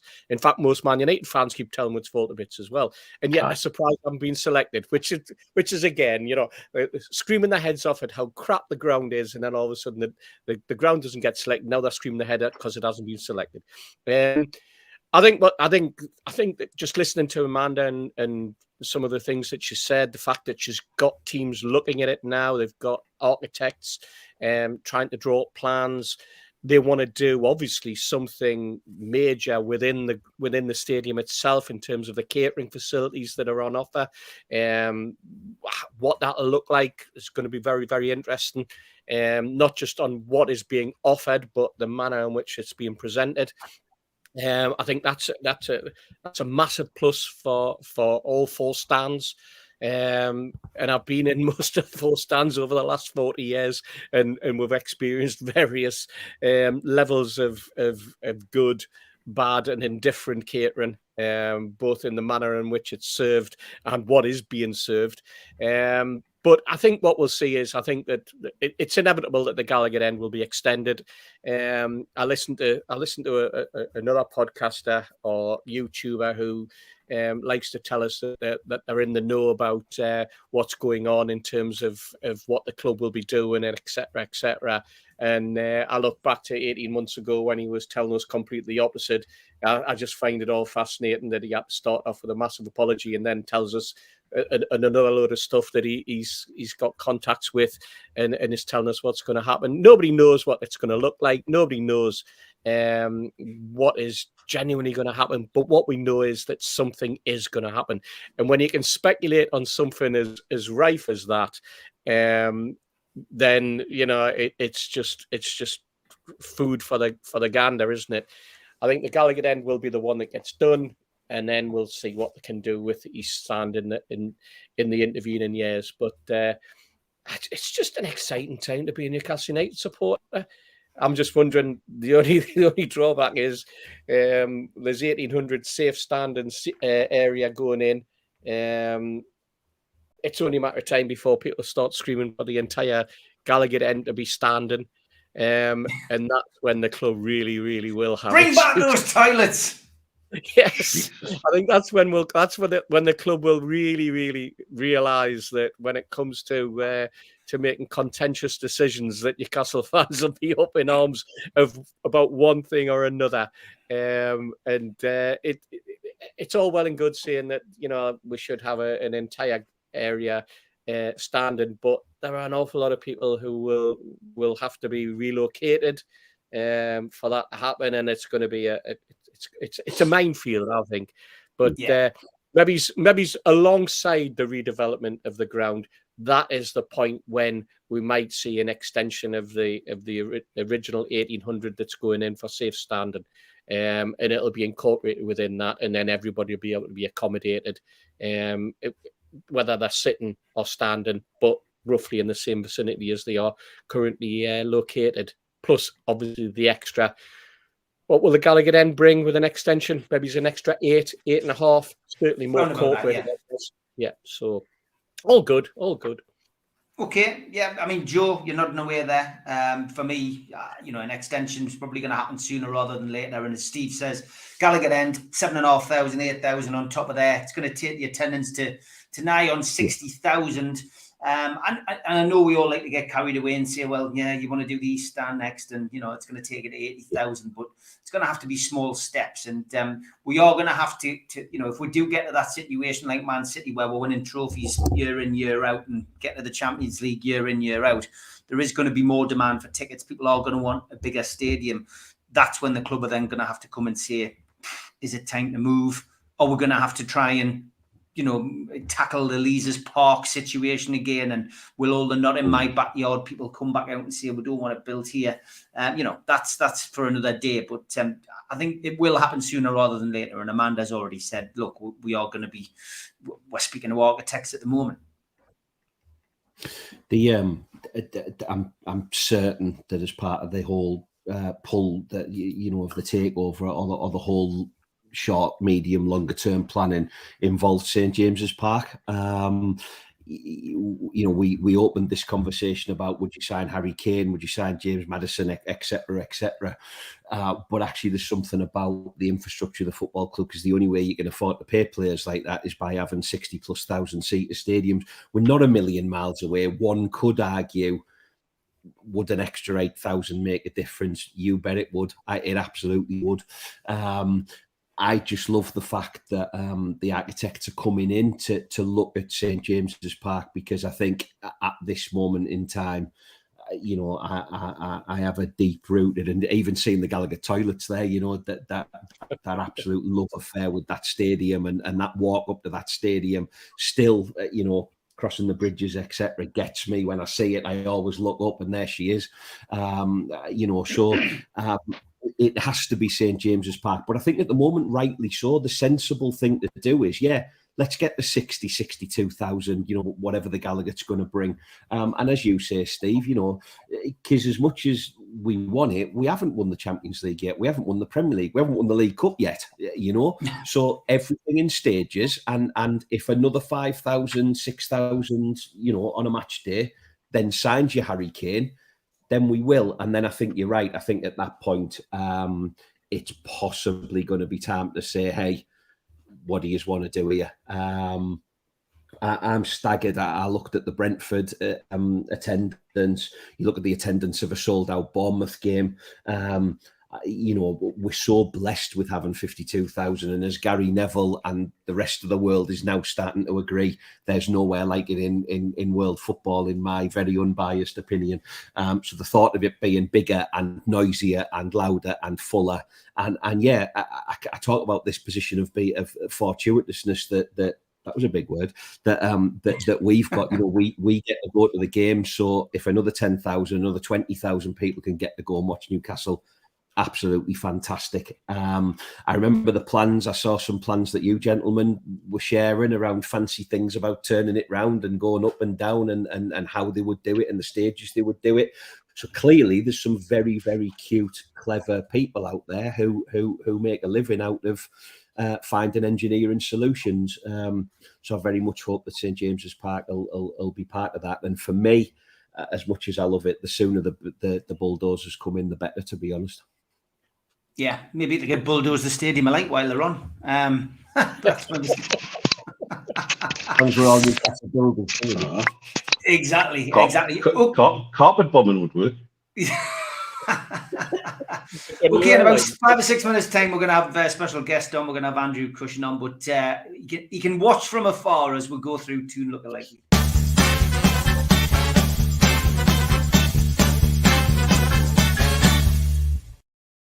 Now, we haven't got Mr. Bag of Laughs, have we? We haven't got Keith to laugh at all of these lookalikes. So I've anybody who sent in a Steve Hasty lookalike this week, I've held a few back for next week, but we have had a few. David, pass on Mr. Hasty. Here we go. Celebrating 3 wins in 6 days. Well, Steve, that's pretty good. That, at least it's not a dog. It's well, you. there is a dog there. There is a dog there. I think he means that looks like you. That's not bad, Steve. Fair enough. Okay. It's a human. We've then had this one. Nice doing this one from Steve Kennedy. Steve, now we seem to be going for something a little bit more bizarre. This is bizarre. This is pretty good, Steve, from Alan McKenzie. A lookalike, beware Storm Hastie's on its way before the Villa away. So you actually look like the sea, Steve. What an imagination Alan has. Unbelievable. But again, it's not a dog, Steve. It's not a dog. Well, what is it? It's a wave. It's a wave. Albert decides to superimpose your face on somebody else's.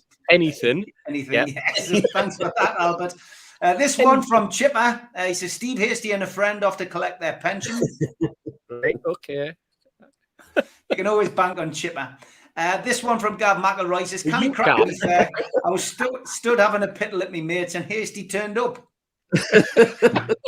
I lost a bit of weight there. I bumped into somebody at the gym this week. He's called Ray, and he said he wanted to pay his own tribute to Steve Hasty. Ray, dear me. It suits him, mate. Thanks for that, Ray. Chippers was back with this one. Says Steve Hasty's actually back in the gym. Chipper, that's just a picture of two people, none of which are me. And this one from Jimmy and that's somebody who I don't know. It looks a bit like you. Looks a bit like you. But he's not saying it's you. Hasty on a night out, says Rita. I've seen that. You've seen it. That's pretty good. Yeah. I didn't see it though. Emma Dale's been inspired by the three Amigos and Steve Hasty's hair. Looks more like D. Schneider. A proper lookalike from Ugly Camel, David Attenborough, and our own Steve Hasty. I did reply to our friend from the Middle East on that one, yes. And we've got this one as well from Gary Thompson. He reckons you look like Dudley Sutton from Lovejoy. Fine. You know what? I'm getting the point where I'll accept anything now. All right. Final ones are coming in. As long as it's not a dash hund. Final ones are incoming from. Patterson's not here. Final incomings from Albert and Toon Boy. Toya Hasty lookalike. So we're going for a musical theme because we're going to have Andrew on in a minute. That is quite good. That as humour goes, that's quite good. I'll give Toon Boy that one. This one, Einstein Hasty lookalike. I'm not doing that one. Motown Hasty lookalike. It's drugs now, isn't it? It's drugs now, I think. And Cooper Hasty lookalike. Tommy Cooper, I presume. Just like that, yeah. Just like that. Fantastic. I can't remember who sent this in, but they said it was me and Keith. Yeah, I've had that one before. Breaking Bad, Steve Wraith. That was you. Gibbo, Bricktop and Gibbo. That often pops up, doesn't it? And it's a good one now. Gibbo lookalike, compliments of Tim Cairns. Yeah, that's pretty good. I don't think Gibbo really gets this lookalike thing, and when I send him, he never laughs. Nor do I. Albert, Keith, you were a fountain of knowledge, a brain the size of a medicine ball. I dismiss all the rumours to the contrary. I hope you're watching this, Keith, in your posh restaurant, wherever you are. He did send us this one in as well. The hair restoring solution didn't quite work out well for Keith. And he'll probably turn that to me upside down, no doubt. And then he sent this one, identical twins, which of course I knew Keith would enjoy. Okay. Onto the serious lookalikes. This one, Jay Spearin as a Mackham. Have you seen what he's got on his stomach, by the way, lads? FTM. That's the one. That's the one from before, isn't it? So they've had all the flags taken down with FTM on, and now they're writing it on their stomach in pen. I mean, how stupid can you get? This one, George Best, and George is the best. I quite like that one. It's pity George isn't on to see this, but that was very good. George, I'm sure he's at home watching this anyway, even though he can't be on the show tonight. Chris Rock and Mario. That is good, that. Good one, Rocky Toon. And Chris Kamara and Lionel Richie.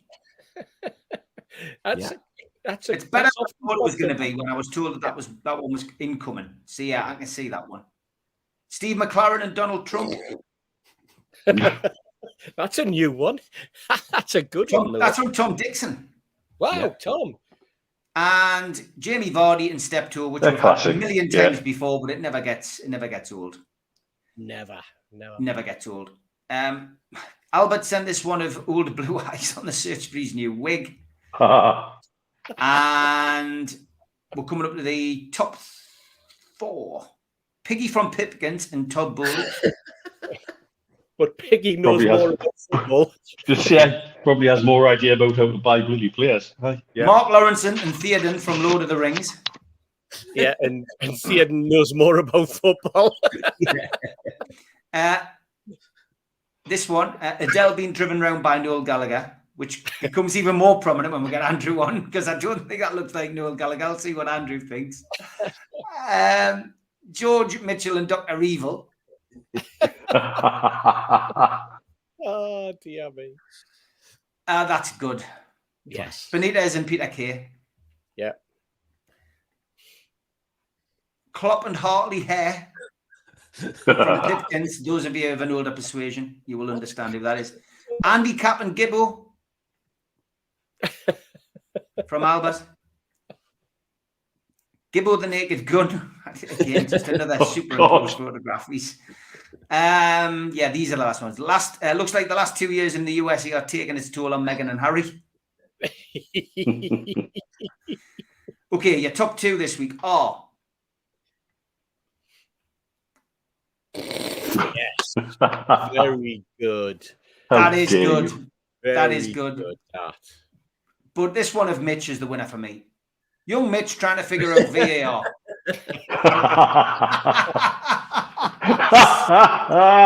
Love it. Oh, bless the Ben. Thank you very much for sending your lookalikes in. We'll never get sick of them. Keep them coming. And I'm sure Keith will be back to laugh at Steve next week.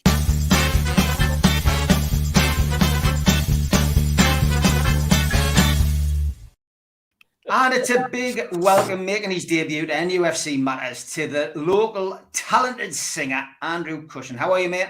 How are we doing? Are we all right? Great, mate. Good to see How you. are you? Listen, thank you very, very much for having us on. It's an absolute pleasure. I've got a boozer right across the road from me, so it's dangerous because you can fall out of the boozer and into your front room. Do you know what I mean? So you can just stay there all night. So I've been in the boozer all afternoon, and I've left a full pint. I've run back over the house, logged on the computer to speak to you boys. But I do have to say that lucky likey thing before that had me in hysterics as I was just sitting backstage there. That was pretty funny. That was pretty Classic. good. That was And pretty did that look like Noel Gallagher? Or are you going to play it safe? This is live, isn't it? Yeah. Live. Yes. So whatever I say, I can't defend later, can I? Nah. No, it doesn't look like Noel Gallagher. Good lad. That was the right Oh. answer. You've already passed the test. We don't stitch you up on your It did a bit. So I saw you at Rock and Raise, which is a fantastic charity event organised by Angie Jenkinson and Graham Wiley. It's an annual event. They do it in aid of the Teenage Cancer Trust first and foremost, the Graham Wiley Foundation, and Cash for Kids, £12,200 raised this week. It was a fantastic event. I've just got to say, first of all, for you, I've followed your career for a long time. I'm good pals with your representation as well, and you're on the upward spiral, and you performed a Paul Weller number at that night. First of all, what was it like to be there and perform with that kind of crowd? But it was a little bit of a super group as well, wasn't it? Because we had Cy from the Hairy Bikers and obviously Johnny Blue, who I've known for a little bit, and like Liam Fender as well, who was coming up, and then like the Groove Train, which are obviously a great band anyway. So it was a little bit of a super group, but it was great. I got the phone call on Saturday night asking if I wanted to do it, but I was hungover till the Monday, so I couldn't really rehearse the song. And I knew obviously Wishing on a Star, but I didn't know the Paul Weller version, so I was literally learning it on the day that we were doing the gig. So I was getting a couple of funny looks in the sound check of like, is this kid going to sort his sell out here because he's singing all the wrong words and all that kind of stuff. But I thought it went pretty well. It was great. And listen, it's an amazing charity. Obviously, the Teenage Cancer Trust and the sort of Sir Graham Wiley Foundation, all that kind of, and I think it was about 12.5, 13 grand raised. So it was an amazing thing to be a part of. I was incredibly fortunate, incredibly grateful to have put a little bit of my talent in there, whatever that talent may be. We're still yet to find out. Yeah, you've done well though. I mean, and I think a lot of Newcastle fans have followed your career. You're a big Toon fan, which helps as well. So I mean, what's the plans at the moment? Are you recording some new stuff, Andrew? Well, we've just finished recording the debut album, so that was quite a big thing. It was always, I think, when I started doing music, that was always the thing that I wanted to kind of do eventually, you know what I mean? So because of the record label and all that, we've been able to have the means to go and do it. We went to Rockfield as well, which if anybody's familiar with music or whatever, Rockfield's where it was where Queen done Bohemian Rhapsody, and it was where Yellow was written by Coldplay. It's where What's the Story Morning Glory was recorded. So it's a really iconic studio, especially for me being an Oasis fan. So it was amazing to be there. The record's sounding great. I think it's going to come out some point in September. We're also planning a European tour. I think we're going to go over the States. We're trying to work out the logistics of a couple of things. And then we've got a big, massive UK tour at the end of the year as well, hopefully finishing. I can't say too much about the venue, but we're going to be doing something pretty iconic in Newcastle, which will be amazing. But it's like I'm just as stumped as everybody else is. Do you know what I mean? Like, I know you say I am just a Toon fan, and I've been so fortunate enough and so grateful to have been able to make what was a little hobby and making 50 quid on a weekend to now what is my full-time job, and it's through Newcastle fans, it's through my fans, it's through word of mouth, and I'm grateful to them all, because without those kind of people I'd be working behind a bar or on a tarmac site or something like that, you know what I mean? So it's amazing, but we've got a lot of good things planned this year. Yeah. Blue Rhythm Boy, I don't mind taking a question. He says, what's your best gig that you've done to date and what made it great? Okay, so there's a few. So we've sold out the NX, which is effectively the O2 Academy in the Toon, and that was incredibly special. That was tears and everything before I went on stage. It was like 2,000 Geordies sitting there, and it's only been in the space of 2.5 years, and that's with COVID as well. So we've gone from a little social club to selling 2,000 tickets in Newcastle, which for me was incredibly daunting. I was sat on the side of the stage like a young lad. I've got my band with us. And I was like looking at my manager and looking at my family, and I was just thinking, how's this got so big? And that was a real special moment. We've done a gig with a guy called Louis Tomlinson, who used to be in One Direction, and his fans are insane. It's like it's the closest thing I can describe to like Beatlemania that I've ever had in my life. Like 14, 15-year-old lassies just screaming, and what even screaming for me as a support act. Like we've done like Shepherd the words to every song. I went into the crowd and they're grabbing us and pulling me hair, and I was just like, Christ almighty, this is mental. Do you know what I mean? That was unreal.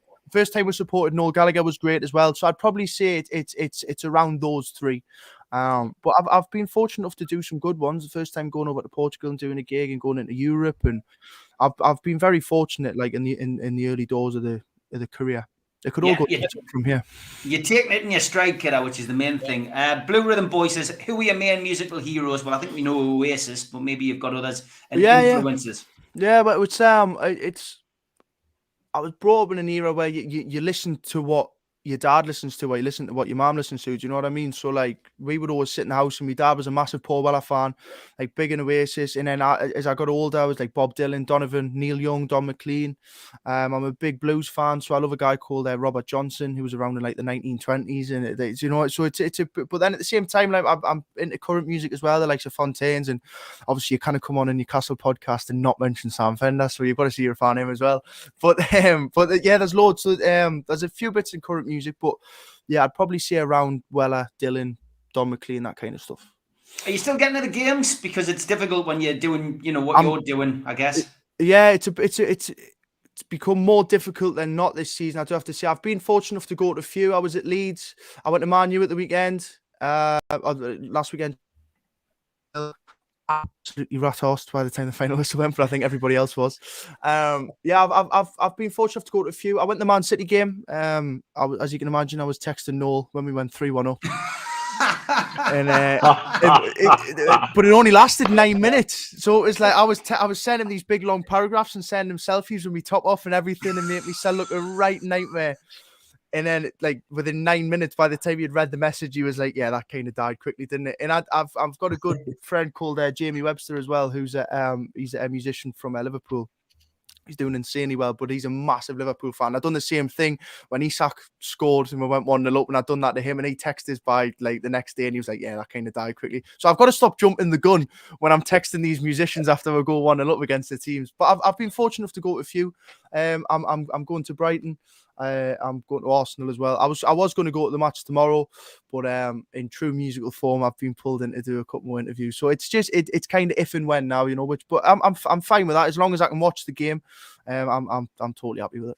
How have you took to doing the press and the media stuff? Because it's not something that you can learn. You're either good at it or you're not. Some people are quite shy and just let the music do the talking. But you're a bit different, Andrew. I've seen a couple of your interviews in the past, and you're very forthright. You like to get out and say what you want to say. And I guess you found it a bit easier.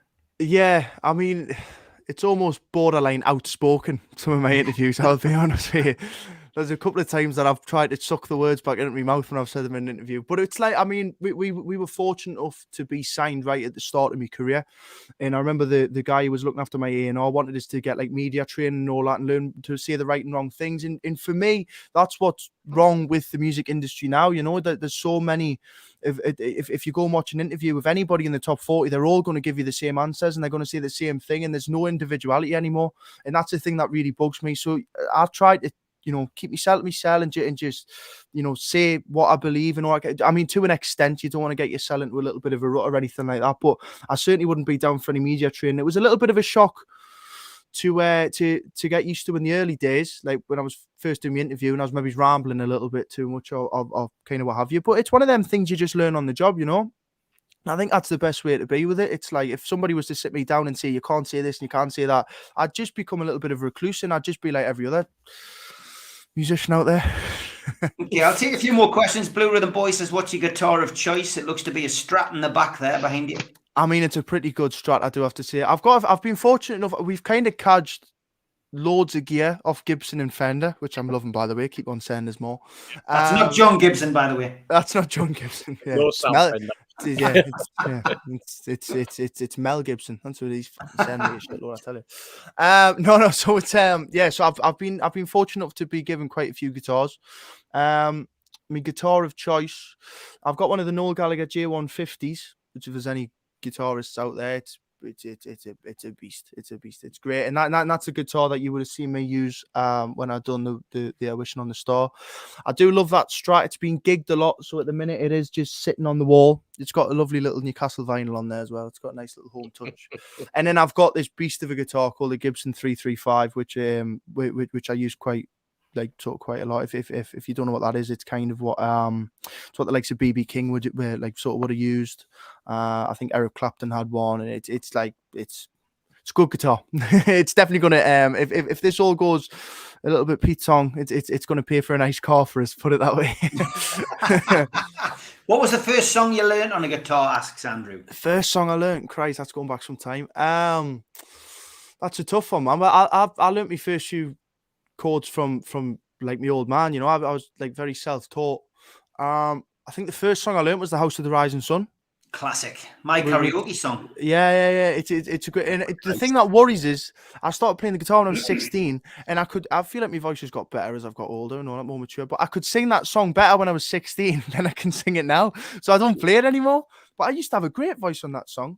And it was like shortly after that I decided to start writing. Mm-hmm. And I'm quite pleased I did, because I kind of got a few years of trying to learn my craft of writing songs before we went and done it full time, which I think's helped us out a lot.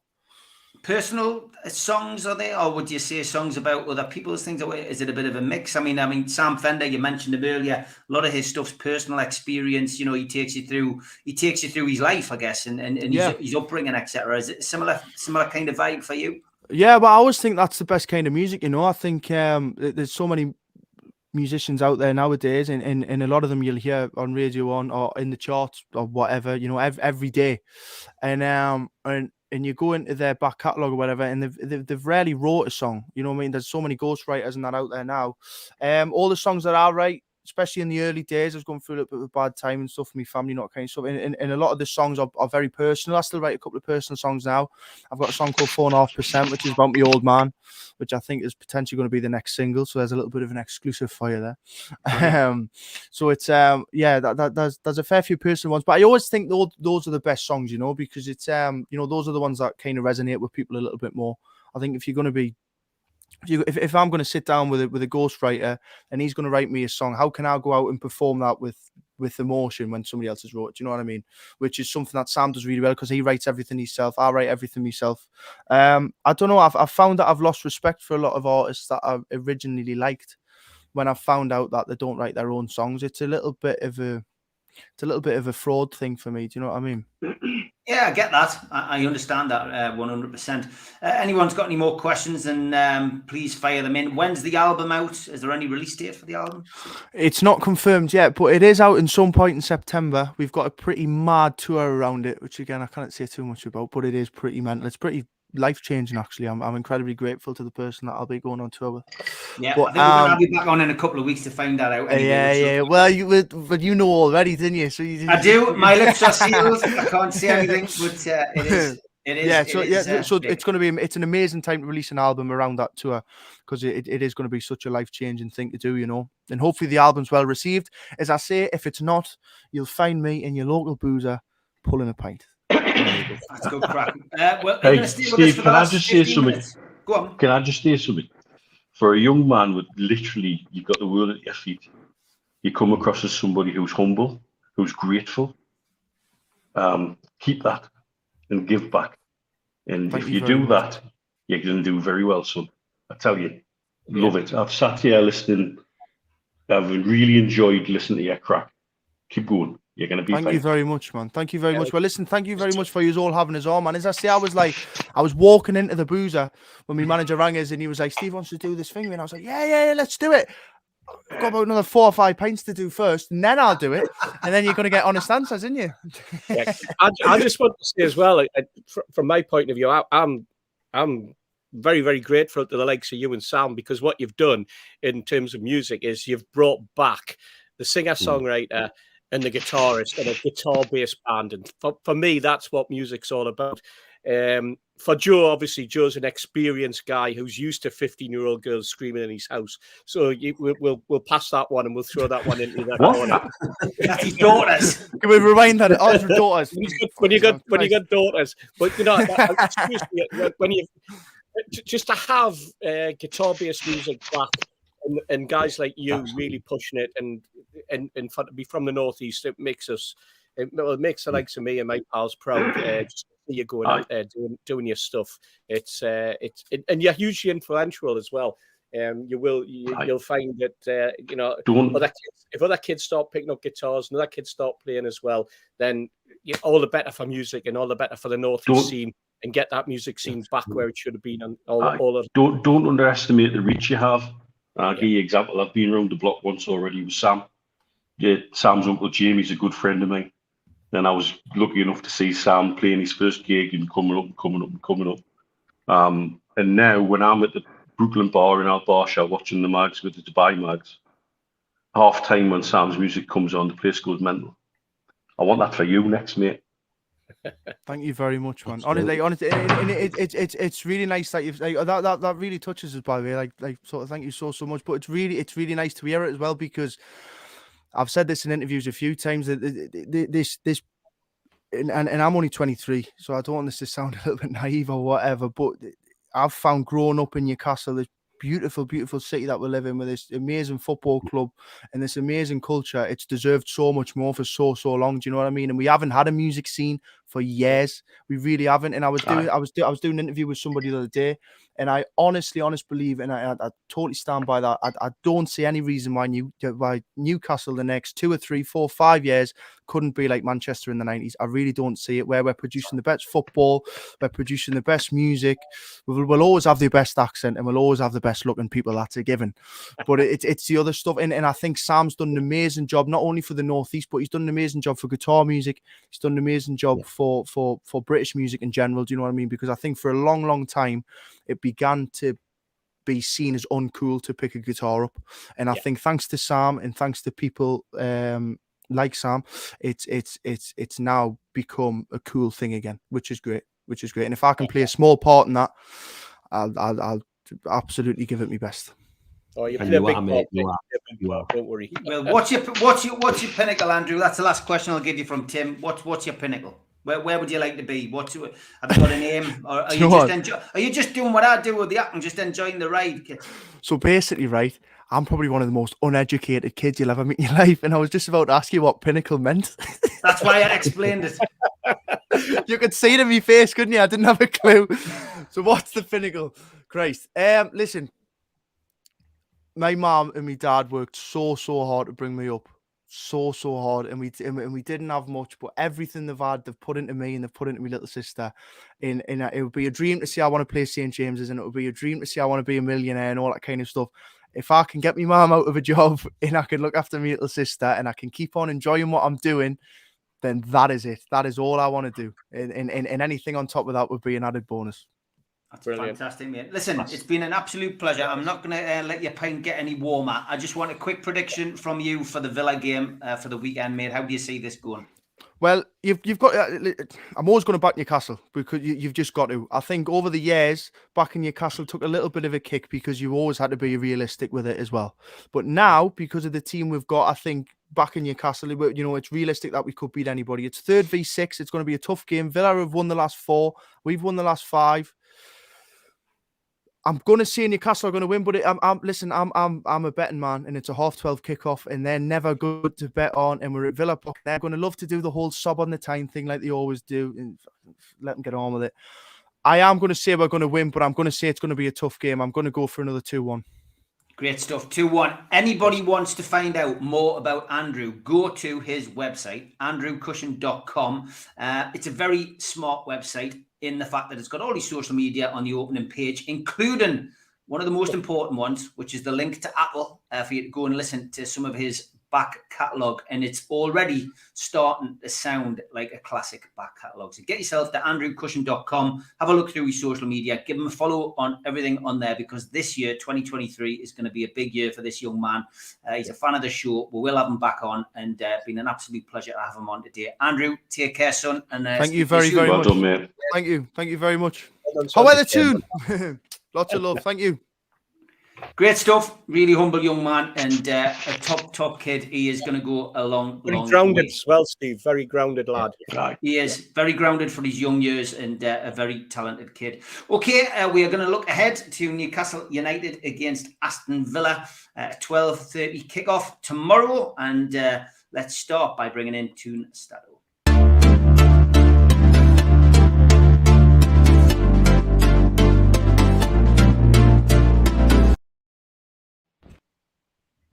Hello lads and lasses, cheers from sunny Sofia. We play Villa tomorrow in what is a huge game for both clubs. Actually, Villa are unbeaten in their last 7 games and they have won 19 out of 21 possible points. Newcastle, on the other hand, as you well know, have 5 consecutive wins in the league. However, it's very close to 10 years since our last go at Villa Park in the Premier League. Johan Gouffran, the last one to score back in September 2013. Since then, we have drawn twice 0-0 and they have beaten us 3 consecutive times 2-0 at Villa Park since they came back from the Championship. Ever since Unai Emery came, Aston Villa have scored 1 goal in each of his 17 Premier League games. Only 3 managers have ever made it to 18 consecutive games with goals scored when they step in charge of a football team. When it comes to players, Alexander Isak scored in the last 3 away games. The last player to score in 4 consecutive away games for Newcastle in the Premier League is Peter Beardsley back in December 1993. For Aston Villa, Ollie Watkins has scored 9 goals in his last 11 games and he's the man in form for the Villains. With Champions League in sight, let's wish the lads a win tomorrow to make it 6 on the trot for the 2nd time this season. Back in October, November, and the game against Leicester in December, we did 6 wins on the trot. Away the lads, and let's hope for a win tomorrow. Okay, and if you are travelling to Villa Park tomorrow, Scunny Mag has sent his away days guide.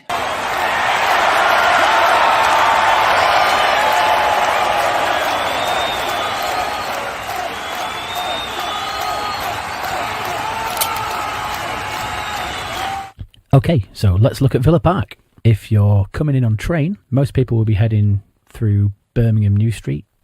If you are coming into that one, it's about 4.5 kilometres from the ground, about 3.5 miles. So you'll probably want to get closer. The closest one at the ground is Witton, which is about 500 metres from the away turnstiles. And if you're driving in, the club recommended parking is on Aston Lane.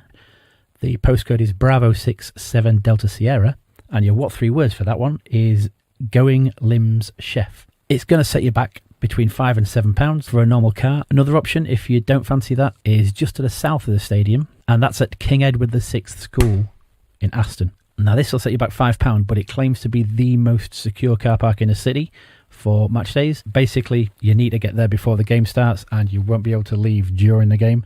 They lock it up, but it's also supporting a local school. I tried to find these. Your postcode for the school is Bravo 66 Delta Juliet, and your what 3 words is Short Shock Fees. Okay, moving on to the important stuff.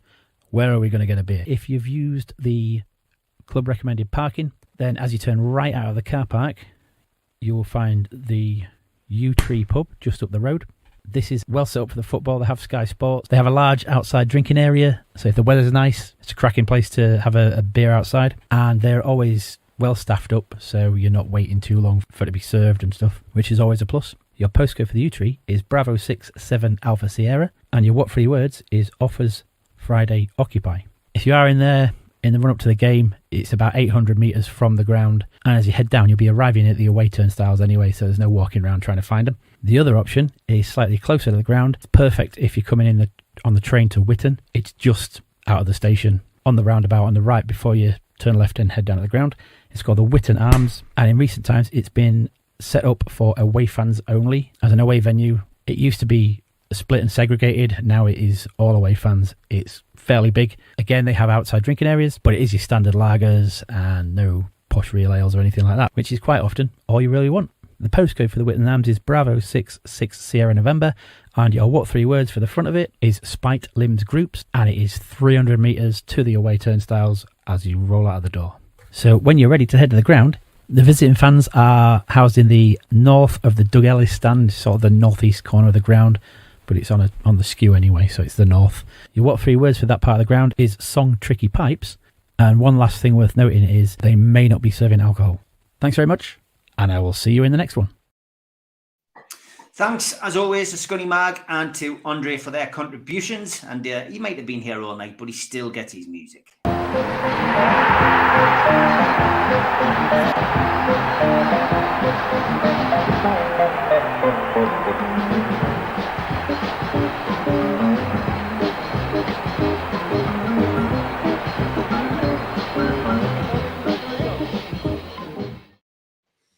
Joseph, over to you, sir.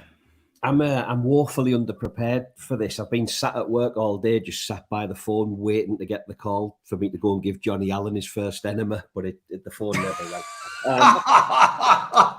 I've been like Dan Burns' arm. So he's probably laughing now and put his shoulder out. So a very, very basic kind of update on the prices from me. I've been typing away rudely while we've been on air, but you'll be pleased to know Newcastle are the favourites for the game, and they're coming in at 11-10. So very, very clear favourites for the game. The draw, which is actually something based on recent form, I wouldn't be adverse to taking, although we're on this mega run of 5 wins in a row. That's coming in at 9-4, and I do think, given recent form, that wouldn't be a bad result. And if you think Aston Villa can keep their good form up, that's 13-5, just under 3-1. 1-0 Newcastle, 7-1. 2-0 Newcastle, 10-1. And the Penman is 18-1. So that's 3-1 to Newcastle, 18-1. If you think it'll be tight, you can have 9-1 for 0-0. Ones each, 5-1. And if you think Villa will win, you can get 9-1 for the home win and 16-1 for 2-0. Alexander Isak naturally is favourite to score any time in the game, and that's just over evens. But Callum Wilson is not far behind, and it wouldn't surprise me if we start to see them two in the same starting lineup. Joe Linton to continue his great run of form is 9-2, which I also don't think is a bad shout. And I have to mention the inform Ollie Watkins for Aston Villa. He's 12-5 to score any time in the game. In the chat earlier, somebody, I think the question was posed, how much for a penalty to Newcastle in the game? And you can get 9-2 if you think Newcastle score a penalty. And Maureen, I noticed there you've just asked me about Champions League odds.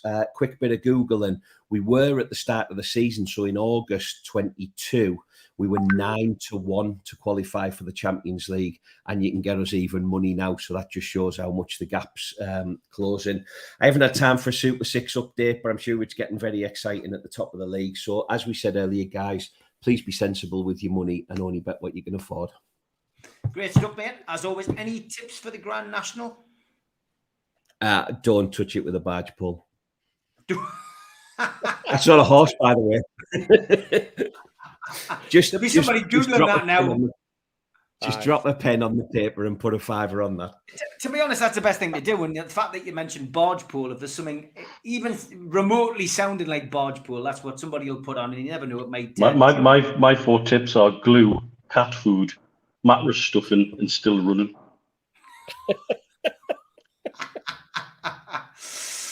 Good stuff. Me and Dave have been having a personal battle in the chat, by the way. I said, let's get 200 likes tonight on the video. We're at 187. So if you haven't hit the thumb up tonight, please do. Just to help us beat Dave, because Dave's putting the thumbs down and he's trying his best not to get to 200 likes. 13 more, guys, before the end of the show would be gratefully received. It costs nothing, just hit that little thumb on your video. But yeah, Newcastle. Newcastle player. In tribute to my friend, Mr. Hasty, the winner of the Grand National at 16-1 will be the big dog. There you go. David's at 198, mate. 198, not far off now. Okay, Newcastle play Aston Villa tomorrow. 12:30 kickoff live on BT Sports. 3,000 away ticket allocation has been bought out and sold out as usual. The last time we went down Whitton Way with 3 points was in September 2013. Johan Gouffran's effort gave us a 2-1 win. Since then, we've gone 467 minutes without finding the net, according to NUFC.com. What did we learn from Eddie Howe's press conference? Well, we learned that Miggy Almiron has been back in full training. We didn't know whether it would mean that he would be back available for the day. It depended on his training today, but we will wait and see what happens with that. ASM won't be involved on Saturday, but earlier fears of a significant hamstring injury have been allayed, which is good news. Bruno will continue to play on. The ankle problem is not as bad as we thought it was, and that is good news as well. Jed Steer remains out, while there are doubts over Leon Bailey, Boubacar Kamara, Matty Cash, and Philippe Coutinho. Aston Villa, as we've mentioned already, are in good form. They've won their last 4 games, and they've took 19 points from a possible 21. That's not as good as our form, though, is it, going into this game? John Brooks is the referee, and he took charge of Newcastle's 5-1 win against Brentford and the 1-0 League Cup victory over Bournemouth at St James's Park earlier this season. And on VAR, which has been quite handy for Newcastle United in recent weeks, is Simon Hooper. Okay, Steve, your prediction, and how do you think this is going to go? I'll start with the national. My what 3 words are: first fence fall, for those who are interested.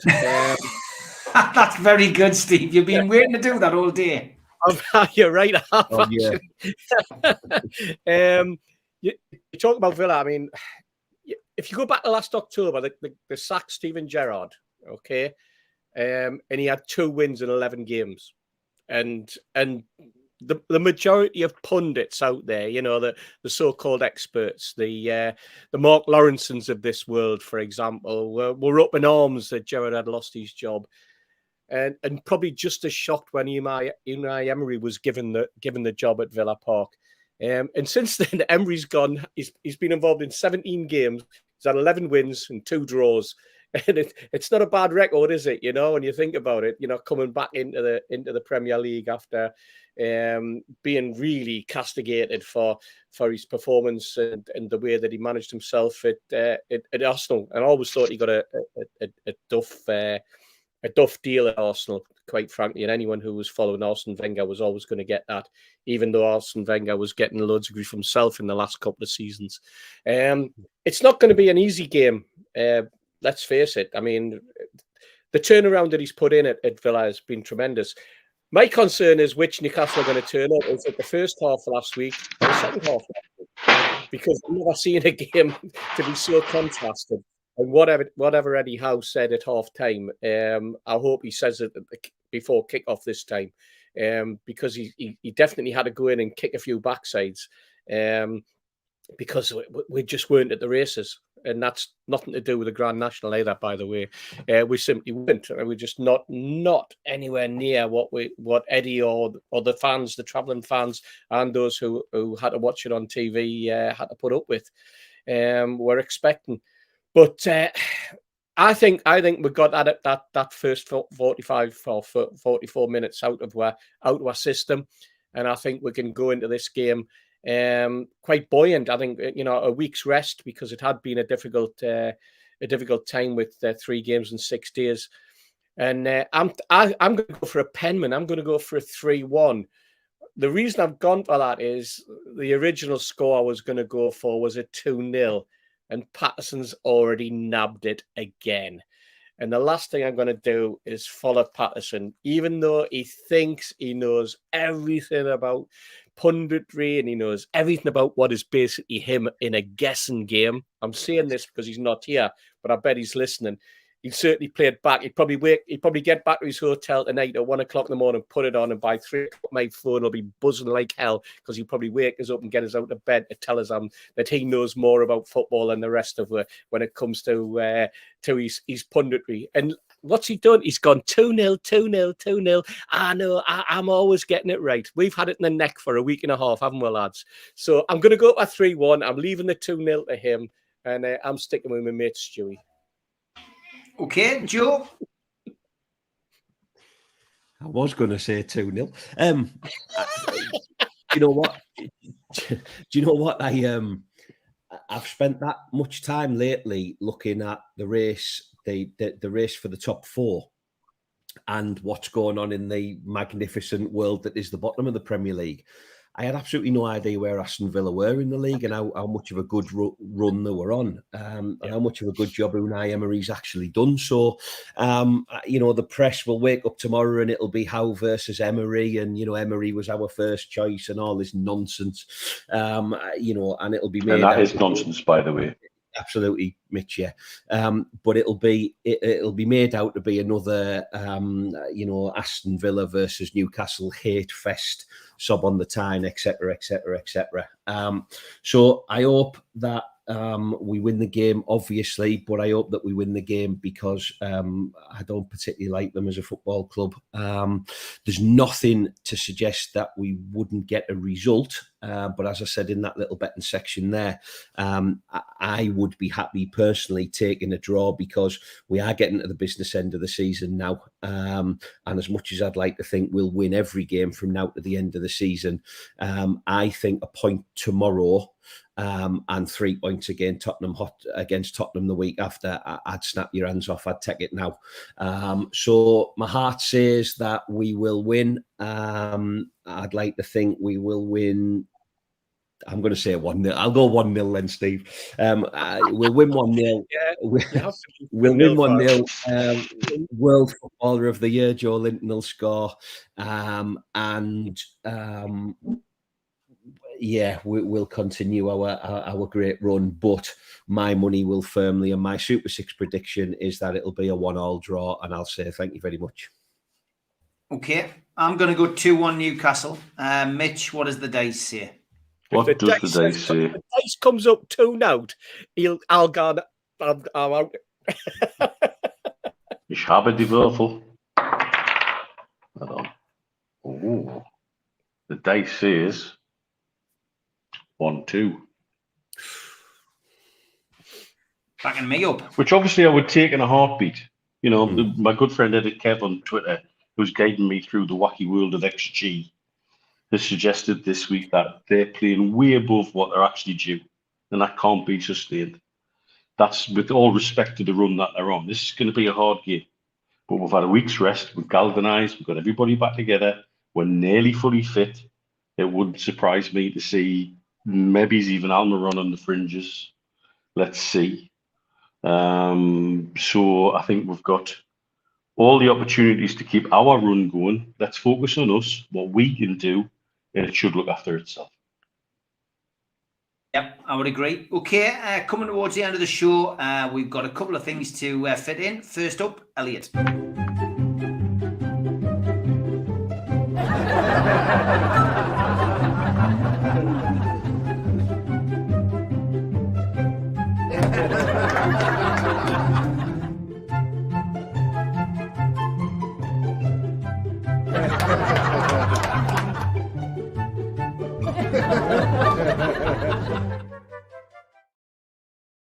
A bride on her wedding night says to her husband, "I must confess, darling, I used to be a hooker." He says, "That's a bit of a shock, dear, but I must admit I find it quite erotic. Tell me about it." She replies, "Well, my name was Nigel and I played for Wigan."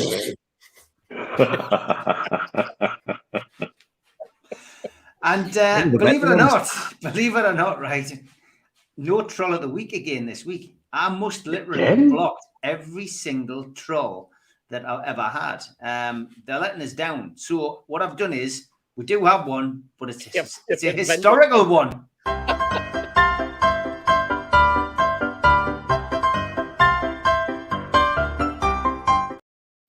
Remember the good old days?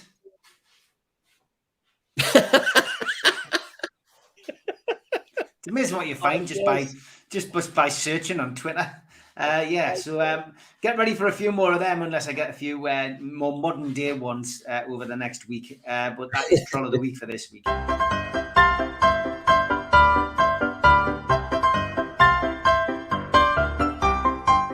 So I'm back 10 o'clock in the morning with the professionals. It will be me and Stu Penman. Mitch is at work, and George's intermittent internet may not be sorted by then. You know what these people are like at weekends, but hopefully George will be joining us as well. But that is 10 o'clock in the morning. And on Sunday, it is those with the days pre-record. with George, and that will go out at 10 o'clock in the morning. So I hope everybody has a good weekend. Steve, Joe, Mitch, thanks for joining us tonight. Thanks to Andre for his contribution and the Scunny Mag, and thank you to special guest Andrew Cushin, a lovely young lad, and I'm sure he's going to do very, very well moving forward. Take care, lads. Have a great weekend. Like Keith. Cheers, everyone. And good luck, John. Happy recovery.